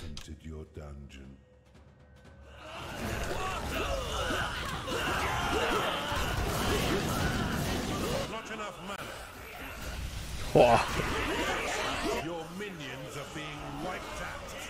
Your minions are under attack. That is what I call a horrific attack. Your minions are dying. All these level 10s. Your minions is unhappy. An augur has left your dungeon. You've An identified augur has left your dungeon. Yeah, run away, you coward. You have discovered a gateway. Oh, this actually does not look like it's going too well. Your wooden door is under attack. Your wooden door has been destroyed. Yeah, that's probably a good idea, Scott. Let's Your minions are gold. dropping like flies. Your minions are under attack. A minion is unhappy. No, that's a gnarling. Ah, You're at 9/10 capacity. 9/10. Let's go. There. Little known fact: if you hold down Shift, you can. It will automatically apply your click to whatever you're doing. So this works for spells. It works for picking up units as well. Really good way to pick up and drop a lot of units at once, or cast a spell on a lot of units on an individual basis. One of your minions is unhappy. Oh, I think we just about beat them. Look how close they got. Whew.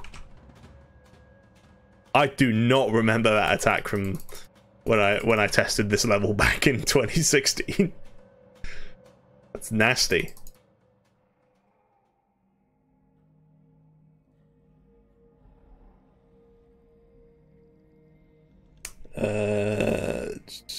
Frozen Chunder. Yes. Never enough gold. Need more flying Chunders. I think that's the correct solution to everything. Alright, we can end our rally flagging. Oh my god, that's a lot of workers. A Chunder is unhappy because it is tired. Go kill them. Alright, so we only need 36,000 gold now, and that's just going to be dropping some... Build a large crypt. Yeah. Yeah, corpses.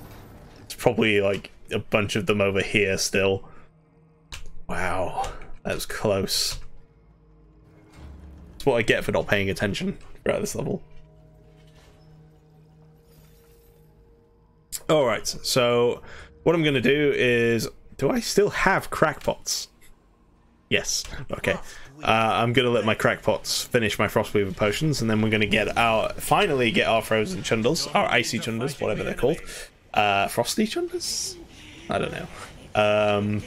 And then we're going to end the level. It's going to be Heart of Gold level 3.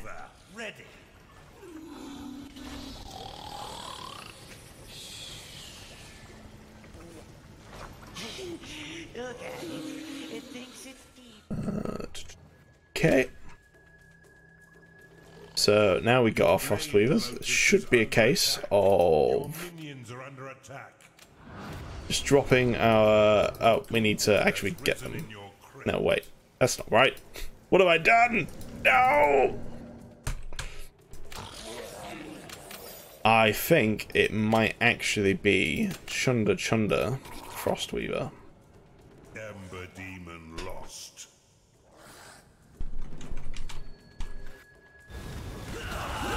Oh dear. Oh, okay, they're all sappers. It's not the end of the world. That army of sappers is just murdering all the Ember Demons. And as they do, the Ember Demons explode.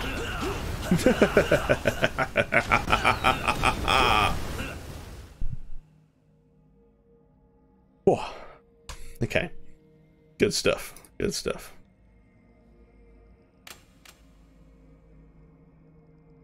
Hey fellas, how are you getting on with my third round of Frostweaver potions to try and get this? To stop them stealing the gold. Nah.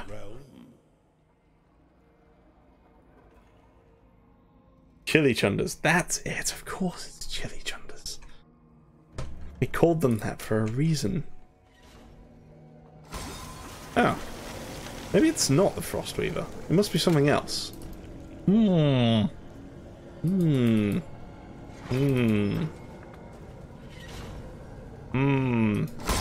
else would it be? Maybe the quick freeze potion.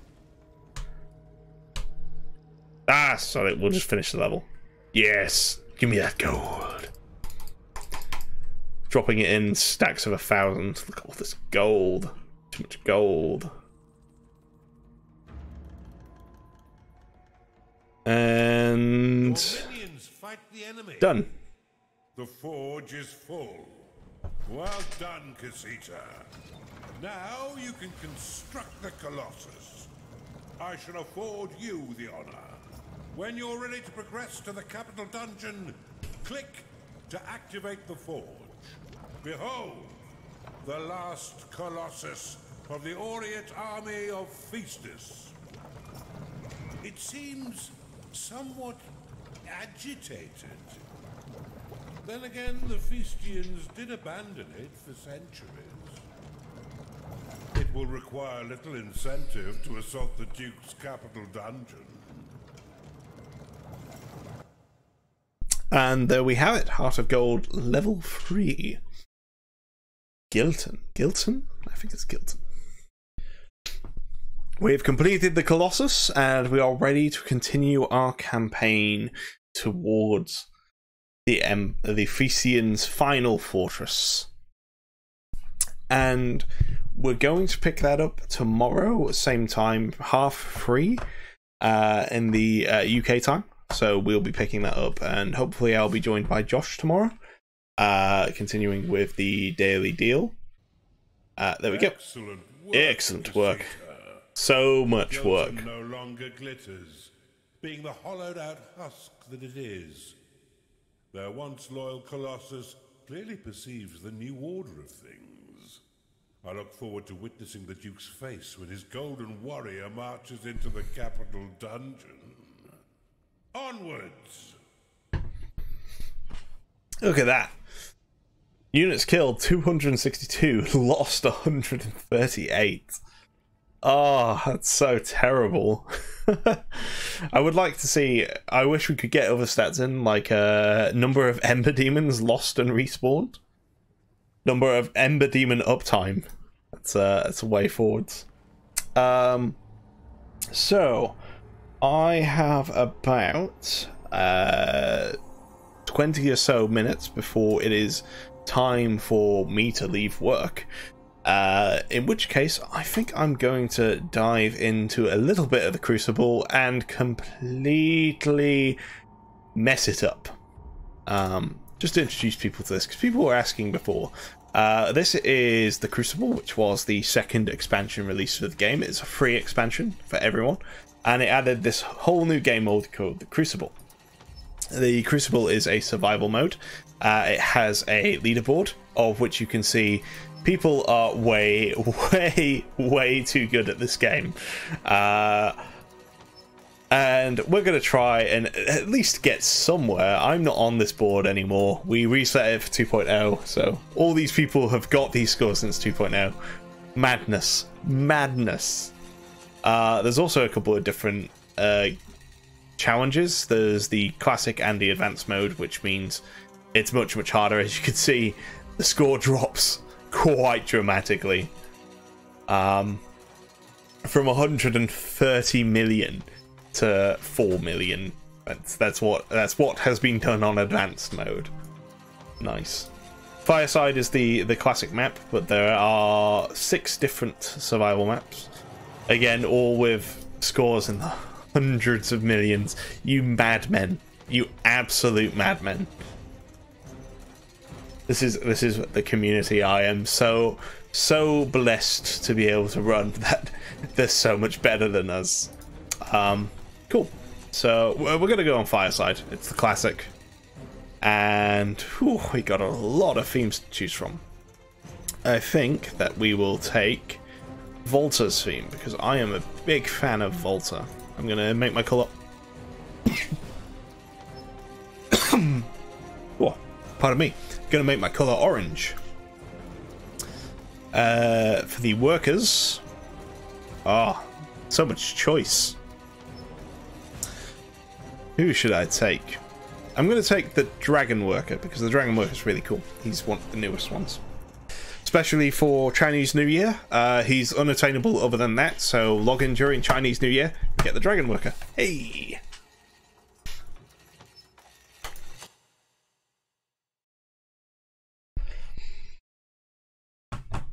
My favorite. Mashagan says his favorite theme is the Dwarven theme.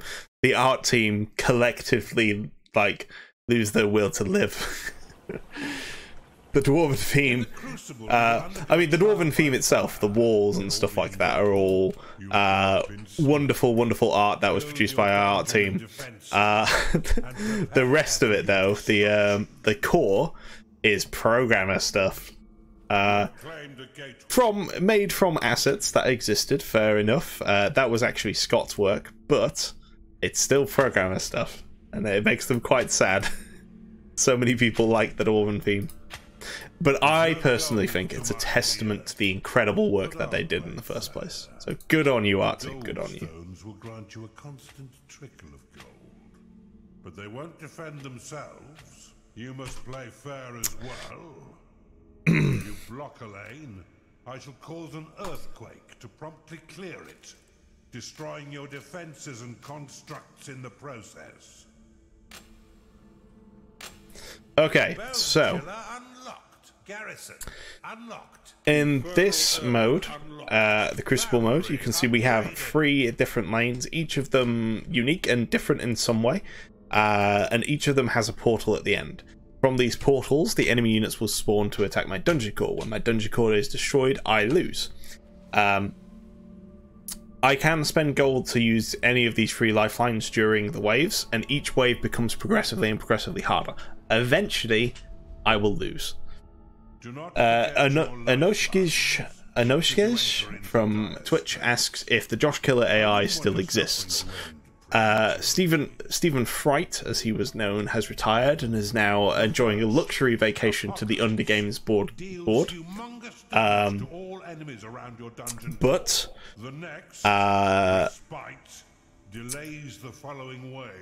the personality still exists. It's now called Assassin, and it will just try its damned hardest to murder you as fast as possible. And it's really hard. It's got some of the hardest build orders to beat in the game.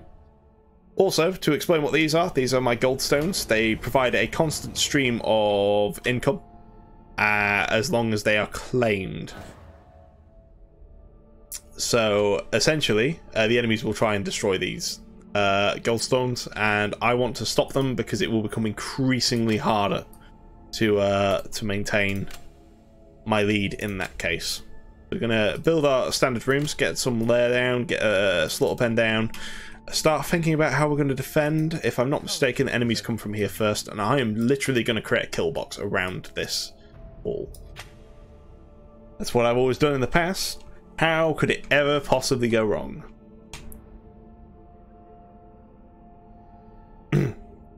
The Korvek theme, yes, it can still be earned. It's just it's earned in a different manner now. It's not earned from defeating. I believe it's now all Underlord personalities on hard. The reason being that the highest difficulty is insane. So rather than it being all AI personalities on master difficulty, is now all AI personalities on hard. I'm sure someone will be able to clarify whether I did remember correctly. It is entirely possible that I did not. Also, the last time I played Crucible, I didn't have all the undergames aspects, so this will be quite interesting. We've got a bunch of new stuff to use. Build a big foundry here, just so we can produce plenty of defense parts. A gnarling has entered your dungeon.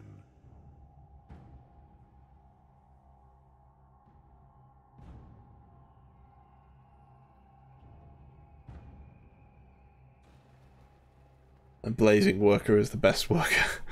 It's true. I do enjoy the blazing worker. It's because of the VFX. But I mean, where are my workers at? Some down here somewhere. No, wait, those are walls.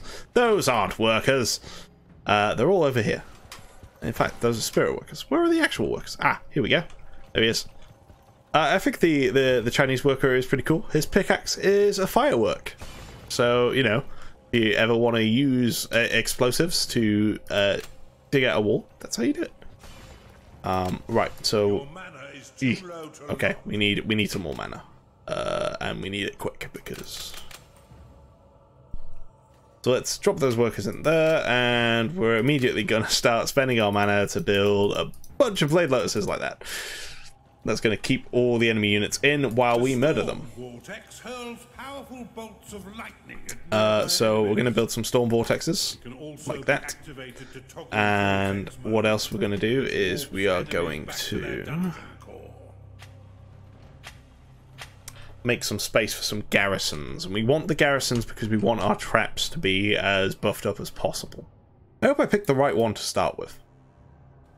It's always the middle row, but not entirely sure. The other thing we need to do as well is I really want to get the Sanctuary and where is it? Assembly as well. So we really need these cultists to start hammering out that research. I also didn't take a bay. What is wrong with me? Now I've got to slap them. Slapping your units gives them a nice little efficiency boost, as you would imagine. You're still sad that you never got Josh the Bard. We are all sad. A moment of silence, please.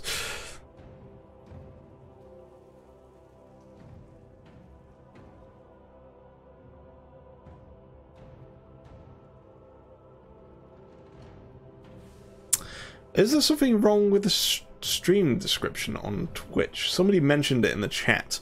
I didn't actually check it out before I started hosting because I was in a bit of a rush and I'm on my own today. I'm going to blame it on Kian. Kian, it's your fault, wherever you are in our memories. So the thing is, because the way this map is designed, I can't do the same kill box over here. And this first goldstone is so close. We're going to need to rely a little bit on our units more over there. Also, this wave is about to start. So let's get these guys down here. This is going to be alright though. We got our Blade Lotuses. The Storm Vortex is going to stun the unit as well.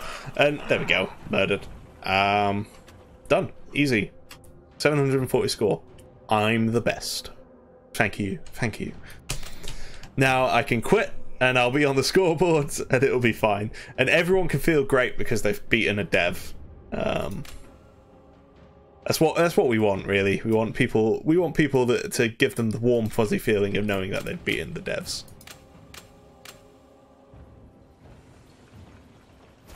And we're going to place down an Infernal Urn there. And the other thing we're going to do as well... I don't have it yet. Frustrating. I'm going to get that Sanctuary. I did mention I was going to get the Sanctuary, so let's get the Sanctuary. Get working. Lazy Bones.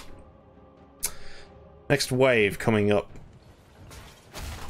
Another wave of my delightful creations is coming for you. Can't see the enemy units level, by the way. So they don't entirely scale with level. Entered your dungeon.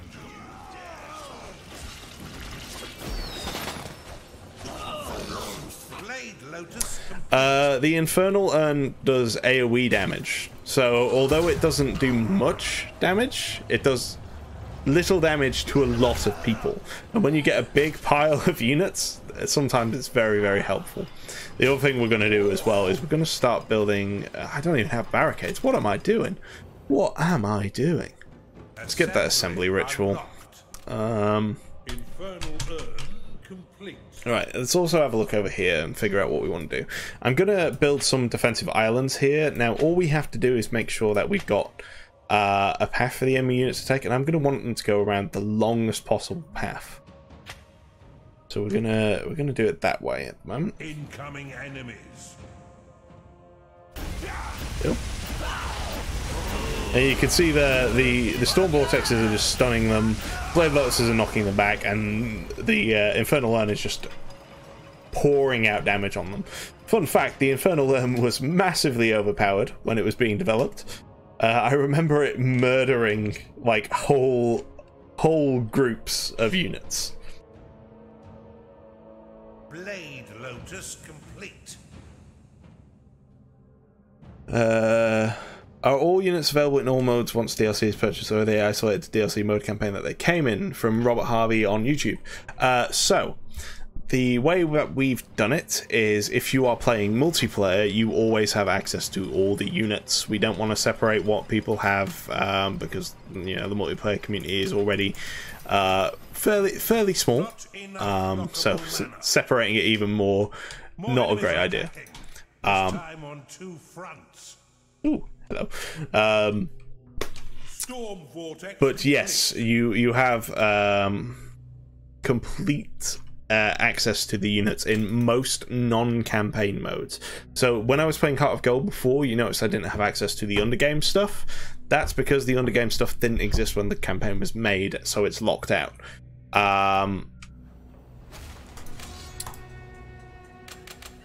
Let's drop some units in here to help us defend. But as we're playing Crucible here, you can see that everything is available to me, apart from a couple of things which would break the mode. In My Pet Dungeon, all of them are available. In Skirmish, all of them are available unless the mutators are applied. In Scenarios, the same thing. So when people make maps, they have the option of using them or not. It's up to them. So yeah, there's plenty of options, and yes, if you own all the DLC, you have complete access in single player modes, provided that they are permitted on those levels. Look at that. That's murder. Storm vortexes are amazing. Amazing. Oh, hello, what's this? The man with the flying face, Sarusimov, has gallantly arrived. Fortunately, those flying units are still going to come around and try and attack me. Why have you guys, my workers, not done that? Grant you an artifact. Artifact of mana. Shiny. I'll take that. In the Crucible, payday will come every 5 waves. It is the price your minions demand for joining you in this hellhole. JTS Jar, had this from Twitch chat, has this game been updated since 2015? Yes, a lot. We released about 70 patches, 7 of which are major patches, which are huge, far-reaching updates. This is actually one of the expansions that was released. This is a free expansion. This Goldstone is under attack. What am I doing? I am royally like messing this up. Let's recall Group 1. Oh God. My workers are too busy fortifying these walls up here and not digging out what I need them to be digging out. Come on, guys, get to it. Crack on, crack on. Get these digs done. Dig dug. We also have a ton of gold, which I'm not using, and that just shows that how out of practice I am with this mode.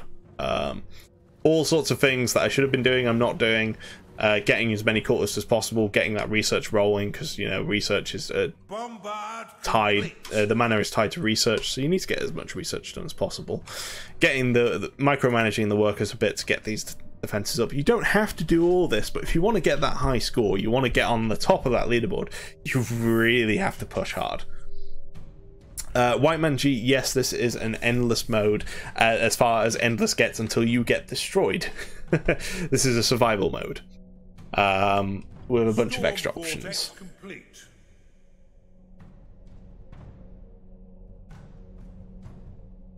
Would a mushroom biome be possible? I'd love a mushroom biome. I want... so we have terrain themes. If you're not familiar, we have a bunch of different terrain themes. You can see this is the standard dirt one, but in My Pet Dungeon we added a snowy one, and then in the other games we added a bloody one and a dark one. And they are so much fun. Oh, that's not what I wanted. I wanted those there. And I love them. They are a lot of work to make. You just asked Stricho, he's in the chat somewhere. Stricho, mushrooms. Mushroom theme, right? Whale shrooms, yeah? Yeah? Mushrooms? Yeah? Yeah? Yeah? Good. He agrees. He obviously agrees.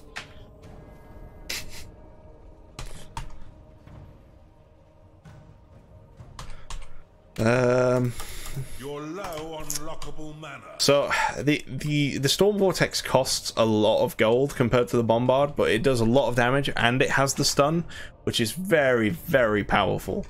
You do want a few of these Bombards, and ideally you want to set them on Overdrive, which gives them an increased attack rate. But for the cost and the mana locking, the Storm Vortex is just so powerful.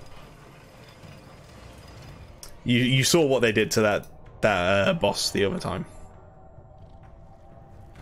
This Oculus, I think, has been wandering around for ages. Hello. So hard, was it? You might survive yet, but I doubt it. And in fact, our ritual's complete, so we're going to use Assembly to finish off loads of our defenses right now.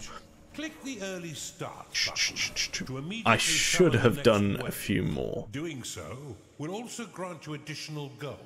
Doing More so the will earlier grant the you waves additional fall. gold. Go on, take a risk. If I'm not mistaken, the Storm Vortex also has a slightly larger range. The only problem is it's mana locking. It locks 3 times as much mana as the Bombard. But it's also quite space efficient. I'm going to start the next wave. Approaches. So you see, these Storm Vortex are making quick work of these beasts that are coming through here.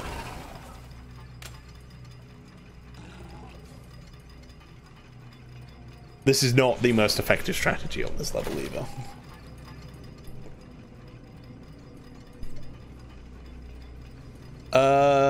With regards to the multiplayer question, it is possible to... First of all, it's possible to play with allies. Second of all, there are some... Tavern unlocked. What word I'm looking for? There are some custom scenarios which people have made which are co-op. We don't guarantee how well they work. Multiplayer was never made with scripting in mind, so when we introduced scripting, that was the caveat. We do not know how well it will work in multiplayer. We did our best. It should work. There's no reason it shouldn't work, but no promises. We got more attacks coming on here. We got some units heading down this way, which is fine because hopefully those Storm Vortexes will deal with that. In fact, you know what? We need to get some barricades.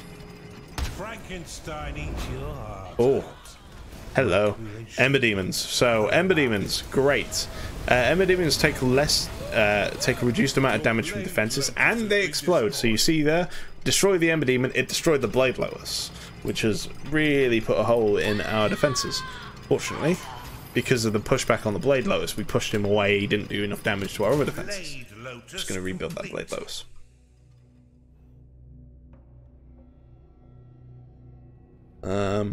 What's happening over here? Yeah, fine. No worries. start another wave, and we're gonna channel assembly again. We're also gonna build some.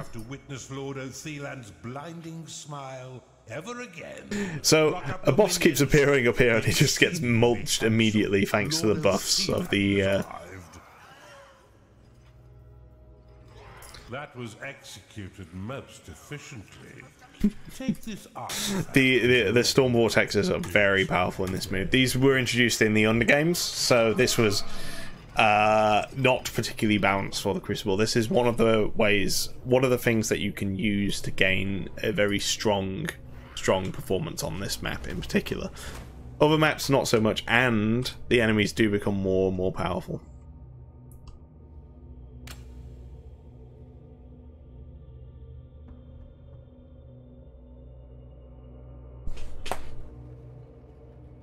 Evening, Dio Machina on YouTube. Nice to have you here. So what should we do? We could. The problem here is, and it's been specifically designed like this, is it's very, very difficult to place a garrison here. So I'm going to try placing a garrison here. And I'm going to place some more bombards over here. Give us some extra defense over here. As you can see, this mode has a fairly solid focus on the defense aspect and placing down your defenses. Because if you can get the most out of your defenses, you can stop the pushes much easier. You can use your units, you can train your units up and get them high level as much as you can, and a big, very heavy unit defense force can work on this level. But it's a bit more maintenance heavy. One strategy that I would be interested to try is like a very heavy undead strategy, or a very heavy sentinel strategy, like trying to gather up as many sentinels as possible.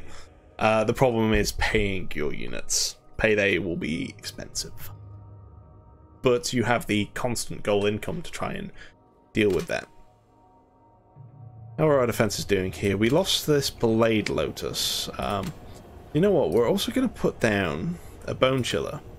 This just reduces movement speed, not attack speed as well, but that's all we need. We need to keep them away for a little bit. Oh, not in a flockable manner. Fortunately, there's a little time before the next wave starts. Don't need to pay your minions if they're dead. That is true, Pocky.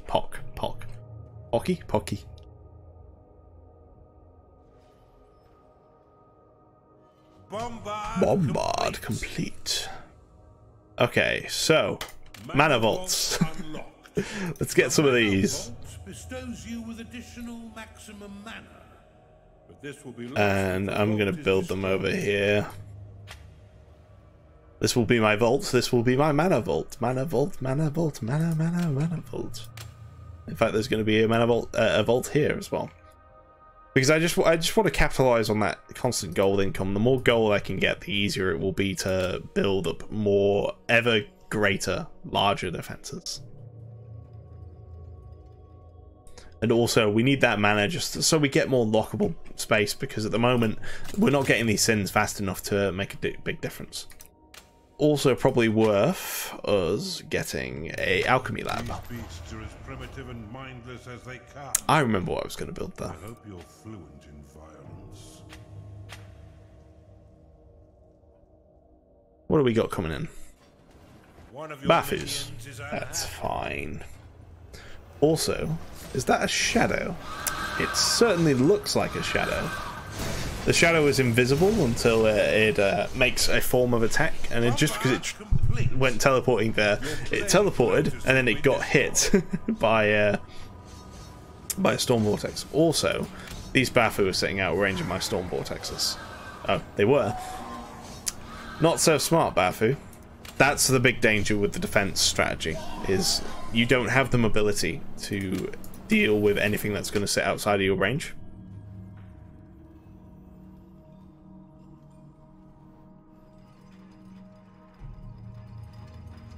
We're going to overdrive all of these. Another wave of my delightful creations is coming for you. Shadow there.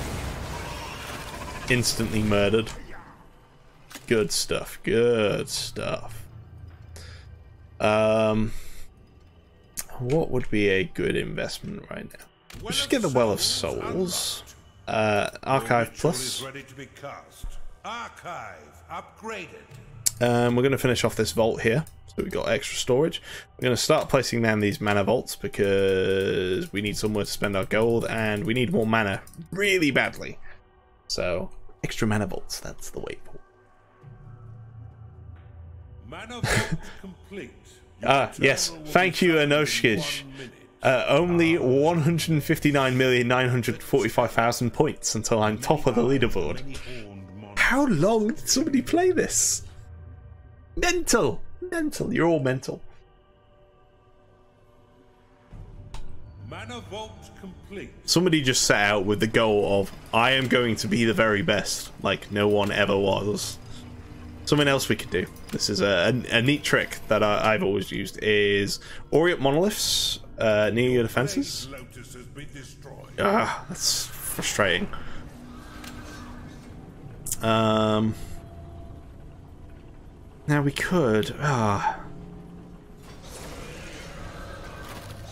use the storm vortexes to deal with these, because they're just sitting out of range and destroying those blade lotuses, which is a big problem, and the gargoyles as well. That's not pleasant. Not pleasant. This is my eternal. Keep your eyes wide open for sneaky shadows. We're going to set our eternal up over there, just because it's not as open up here. So having the Titan, oh my god, that's a big Skarg. Giant Skarg. It's Godzilla.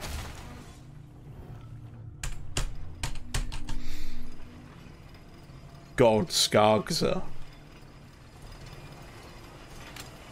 The Orient Monolith will turn everything that these defenses kill into gold, which is always great because more gold. How can you complain about that? See, these storm vortexes are just going to murder everything that comes out of there. Just the amount of damage and having so many of them. Normally you would never have access to this much gold, but in this mode, almost anything goes. If you can work out how to build your defenses. Look at that. Dead, dead, dead. Now you're gold. Here's a behemoth. Every time the defenses fire, that's like a quarter of its health gone. A quarter of the petal. 8 seconds. 8 seconds to kill the first behemoth. Of course, they will become increasingly more difficult, and this strategy does not work as well on the advanced mode.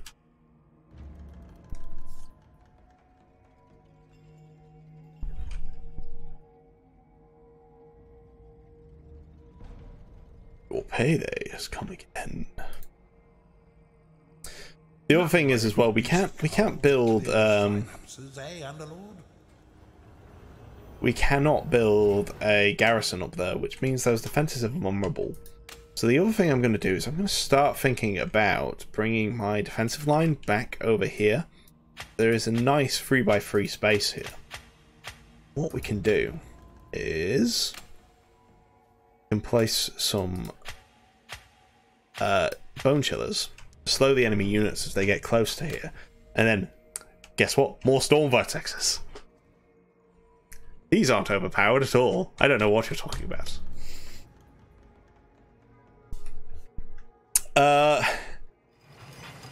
In advanced mode, I can't remember exactly what the differences are, but in advanced mode, like, things come a lot faster. The reason this works so well is they stun things, but obviously they can only stun what they hit. So if you get so many units that they can't stun them fast enough, eventually they'll just break through, and defenses it makes defenses a lot worse on this map. Also, all the units you fight are much harder, so they stick around for longer, if I remember correctly.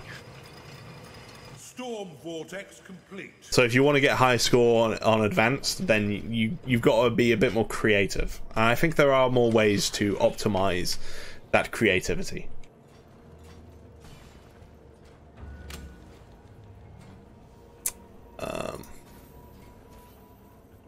To see what we have here is a nice kill zone of everything that's going to go through here. Hopefully is going to get shot at. We're actually going to build our Blade Lotus here. Going to protect this area. Your vault is emptier than your Oh, my vault's empty. There you go. And we're going to do another assembly ritual. Hey. 30 seconds until the wave starts.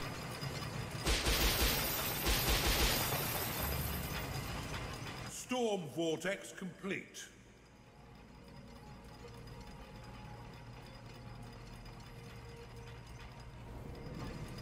That is true in Noshkish. There is 3 million points of optimization. But it's a big difference though, right? 100 odd million whatever it is versus 3 million. It's a huge difference. Storm vortex complete. Ember demons are king. Assembly. The answer, Enoshkid, is probably not. Not least because I do have to go home at some point. Can't sit in the office all day. Gotta eat. I gotta drink. I can't be on Twitch for you all day. Twitch and Steam and YouTube today. Gradually extending our streaming infrastructure. Here's all our mana vaults.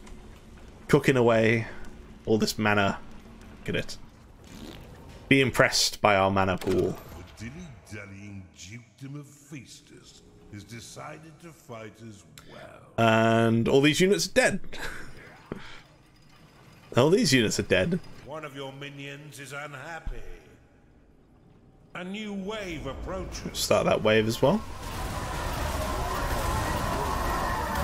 There's Stone Knights just getting murdered.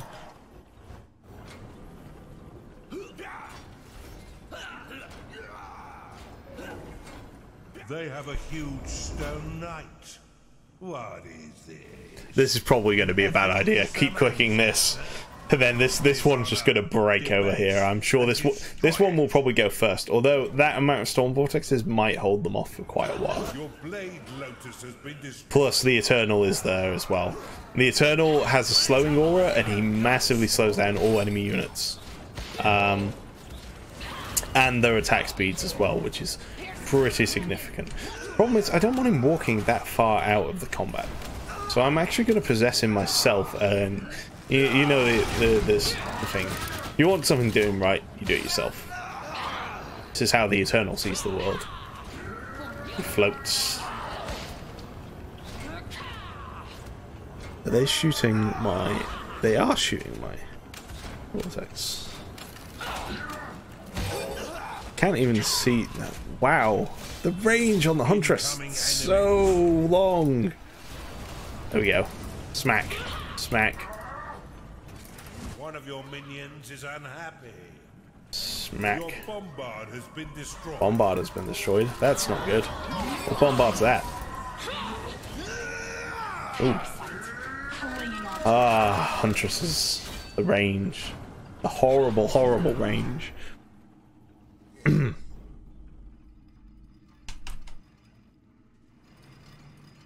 Have the next wave. I don't believe you do get more points for starting waves before you start. What you do get is you do get a massive bounty for killing units fast. Wow, that's what they're destroying.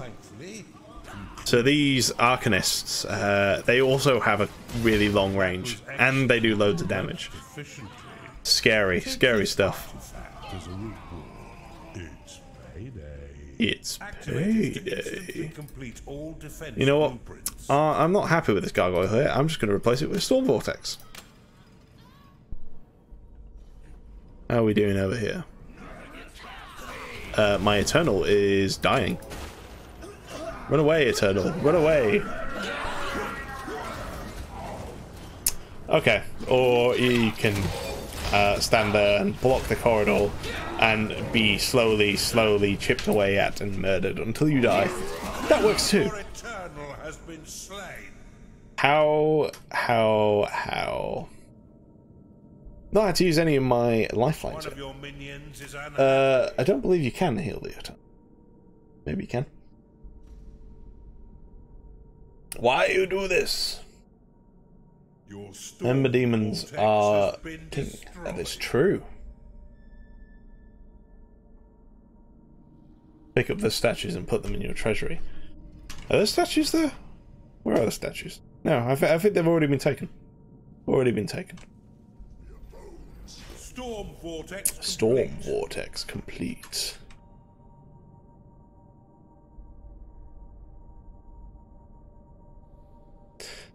I am actually gonna speed up the game as well. Whoop. Goldstone is under attack.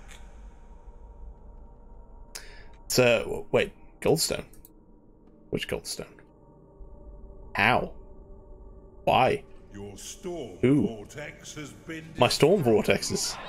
These huntresses. They're terrible. Stop it. sufficient. Stop murdering my storm vortexes. Here's 8 chunders.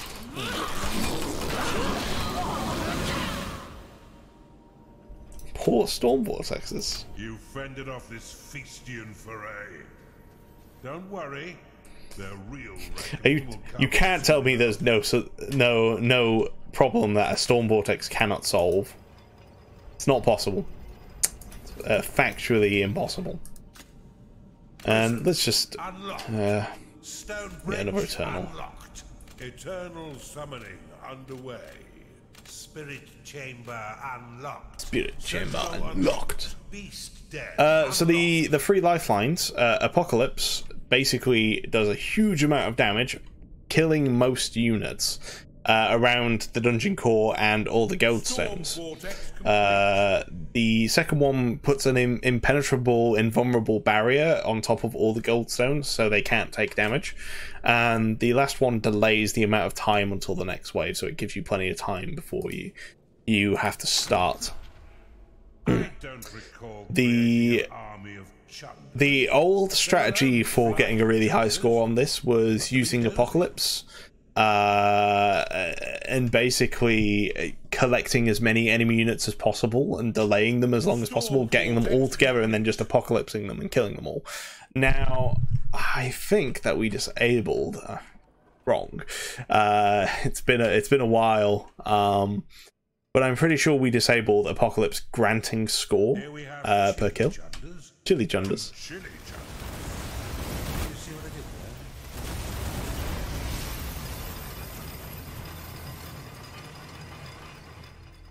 The Storm Vortex, when grouped up with a Aureate Monolith, can solve the problem of empty coffers. See, look at all these golden statues, some of which are still playing their animations. Storm vortex complete. I should maybe build these defenses.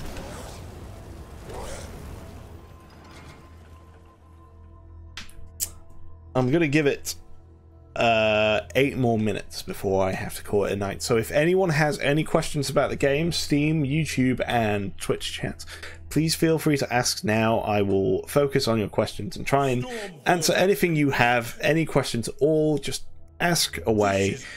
I'm confident I can answer practically anything. Whatever you want. We will be back tomorrow, streaming again from 3:30 UK time. Again to finish off the Heart of Gold campaign, and probably myself and Josh, the creative director and managing director of Bright Rock Games, and we may play some custom maps as well. Thank you, Identity Tools on YouTube. Thank you. As far as I know, they have no preference. Storm vortex complete. Pock asks, why is this game so good?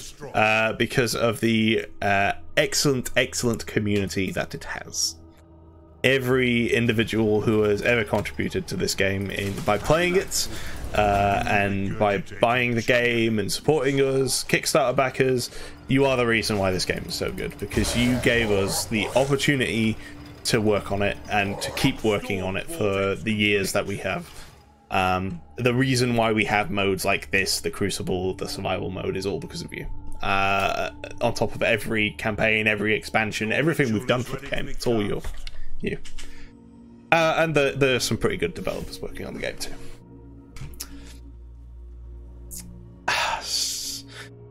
Scott, the inverse square root of pi divided by 42 is go fuck yourself. I'm not just telling a random person to go fuck himself, by the way. That's the producer. He's in the other room. Storm vortex complete. Your return will be summoned in 1 minute. Okay, so Mushagan, why Moongate's not allowed in the Undergames DLC?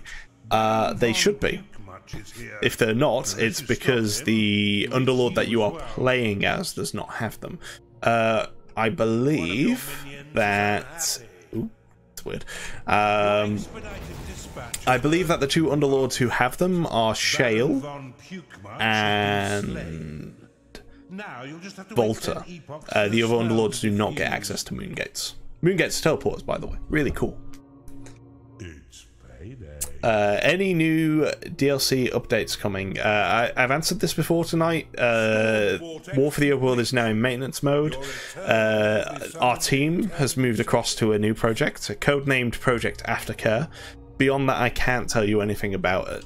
It's not War for the Overworld 2, though we do want to return to the War for the Overworld universe and setting in the future. It's not on the immediate pipeline, so no future content beyond the occasional thing here and there. And of course, we are continuing to maintain the game. We will try and fix as many issues if you report them to us as we can. We do care about your experience, so please let us know if you ever have a problem with the game. Unfortunately, no more for War for the Overworld. We can't, although we wish we could, we cannot keep developing War for the Overworld in perpetuity. It's, you know, we have a team of 10 people, 12 people now, and we need to work on future stuff, really exciting stuff that I want to share with you, but I can't. If you wish to throw money at us, if that's the reason why you're asking, then you can buy a shirt from our store, or any of our merch. Like, buy some merch, get a cool shirt. They're on sale right now because of Halloween. Go do that. Store.brightrockgames.com. Buy our merch. Buy our merch. This is probably going really wrong. I'm completely ignoring what's happening at the moment. I'm just answering your questions. Cold, dead chunders lay festering in the dirt. A much improved smell, wouldn't you agree? Okay. He said he could answer any question. He didn't say he could answer any questions correctly. Yeah, okay, Volta doesn't have the Moongate. It may just be Shale then. Or it might be Shale and Lamash. I can't quite remember. I'm pretty sure two of them have it. And Oshkish says he has a problem playing the game, that there's not enough hours in the day to play it. We are working on a solution to that. It's called the Bright Rock Time Bending Initiative. I wanted to make that an anagram of Brit and I failed completely. Thank you very much. How many units are in the game? Robert Harvey, that is a question I cannot answer for the moment. But what I will do is I'm gonna let myself get killed off now. So I'm gonna just sell all of these defenses because I need to start packing up. But I will have an answer for you in the next. When I die, I'll go into the map editor and I'll tell you how many units there are in the game. It's probably above 100. And that includes variations of specific units, but not reskins, not just straight reskins.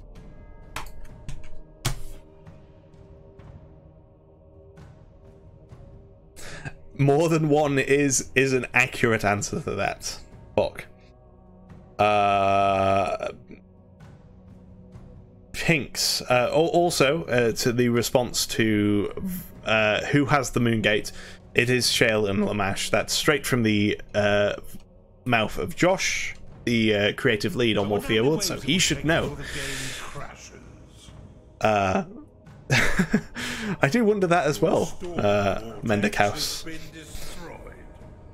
Pinks, you asked the question if one day we will complete the story of another game that is not the War for the Overworld property, although maybe in some way related. Probably never. I mean, what story? Gems? I guess? Okay. I'm really happy with the universe we've built for War for the Overworld and the story that runs underneath it. There are things that we could definitely have done better with the delivery of the story, but I think that there is very interesting stuff happening, and there is so much that I want to explore in this universe that I'm not sure we'll ever get a chance to explore. But hopefully, if we do a War for the Overworld 2, if and when we do a War for the Overworld 2, there's some really cool stuff I want to find out myself. I want to find out. Inoshki's asked if we will ever get a Josh voiced unit. And Josh, he tells me to tell you that he's disappointed in the lack of you voicing the Bard. As comes up in every stream, amazingly enough. Here's our giant Arcane Chunder here, just marching down.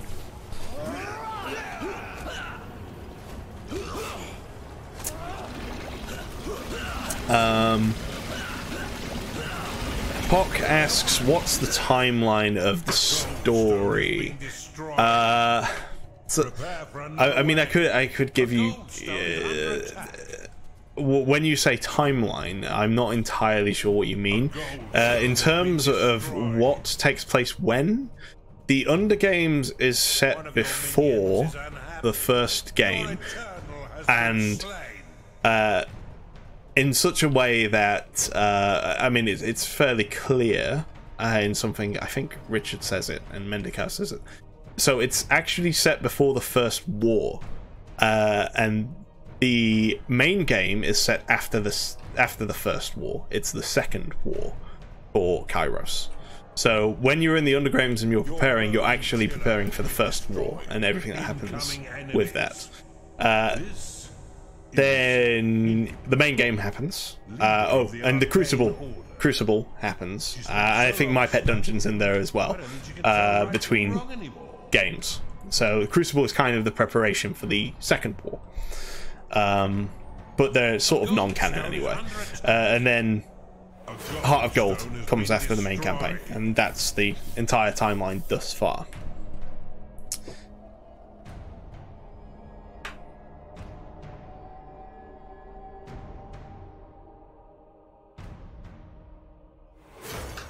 Goldstone has been destroyed. Thank you, Finks. It's great to know that people appreciate our universe as well. And yeah, it's a shame that we'd never be able to complete it. It would be nice to have... I'm sure I speak for all fans of this genre that it would be very, very cool to have a conclusion to the games of our childhood, but let's be honest, that's probably never going to happen.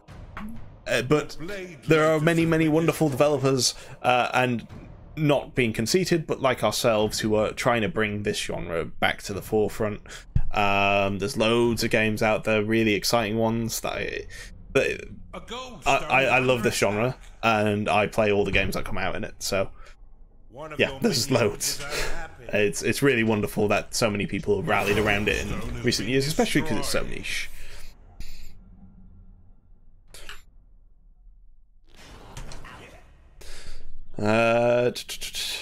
Any questions, anybody? We have probably a few more minutes of the stream. They're about to get to my dungeon core, and then they'll crush that, and I'll be done on this, and I'll get the answer to Robert Harvey's question. And it won't be an exact figure, but I'll just show you.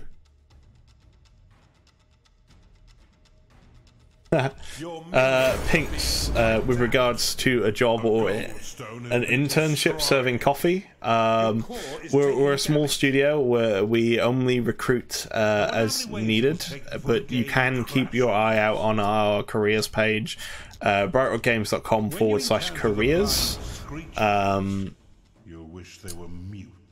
And if something comes up, you know, you feel free to apply for it. We welcome people to apply. Mashagan, I believe you're talking about Dwellers, not Dwellers. I have played that. We actually like highlighted the Kickstarter. Unfortunately, it wasn't successful. It's good to hear that he's working on it again, and hopefully it will go far.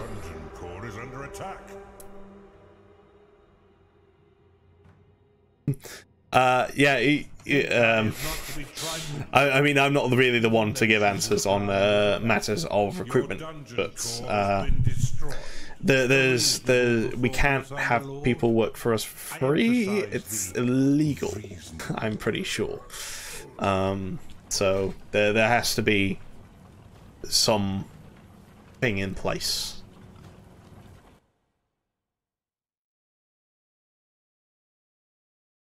And that's it. I made to wave 35 after selling every defense. There were a few questions I saw on Reddit, so if there are any Reddit users out there who are wondering, that's one of the ways that you can sort of like keep moving with this mode. Bright Rock Games nice is ranked 236. So if you get above 236, you've beaten the Bright Rock Games streaming account.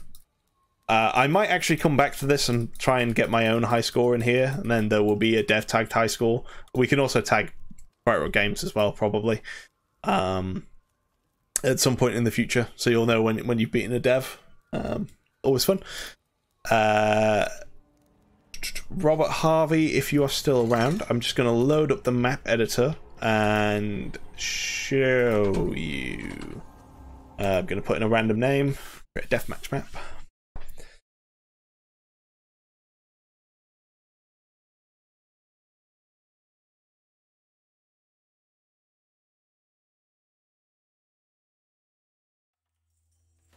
Okay, so this is the map editor. As you can see, it is a big blank map, loads of stuff you can do on here.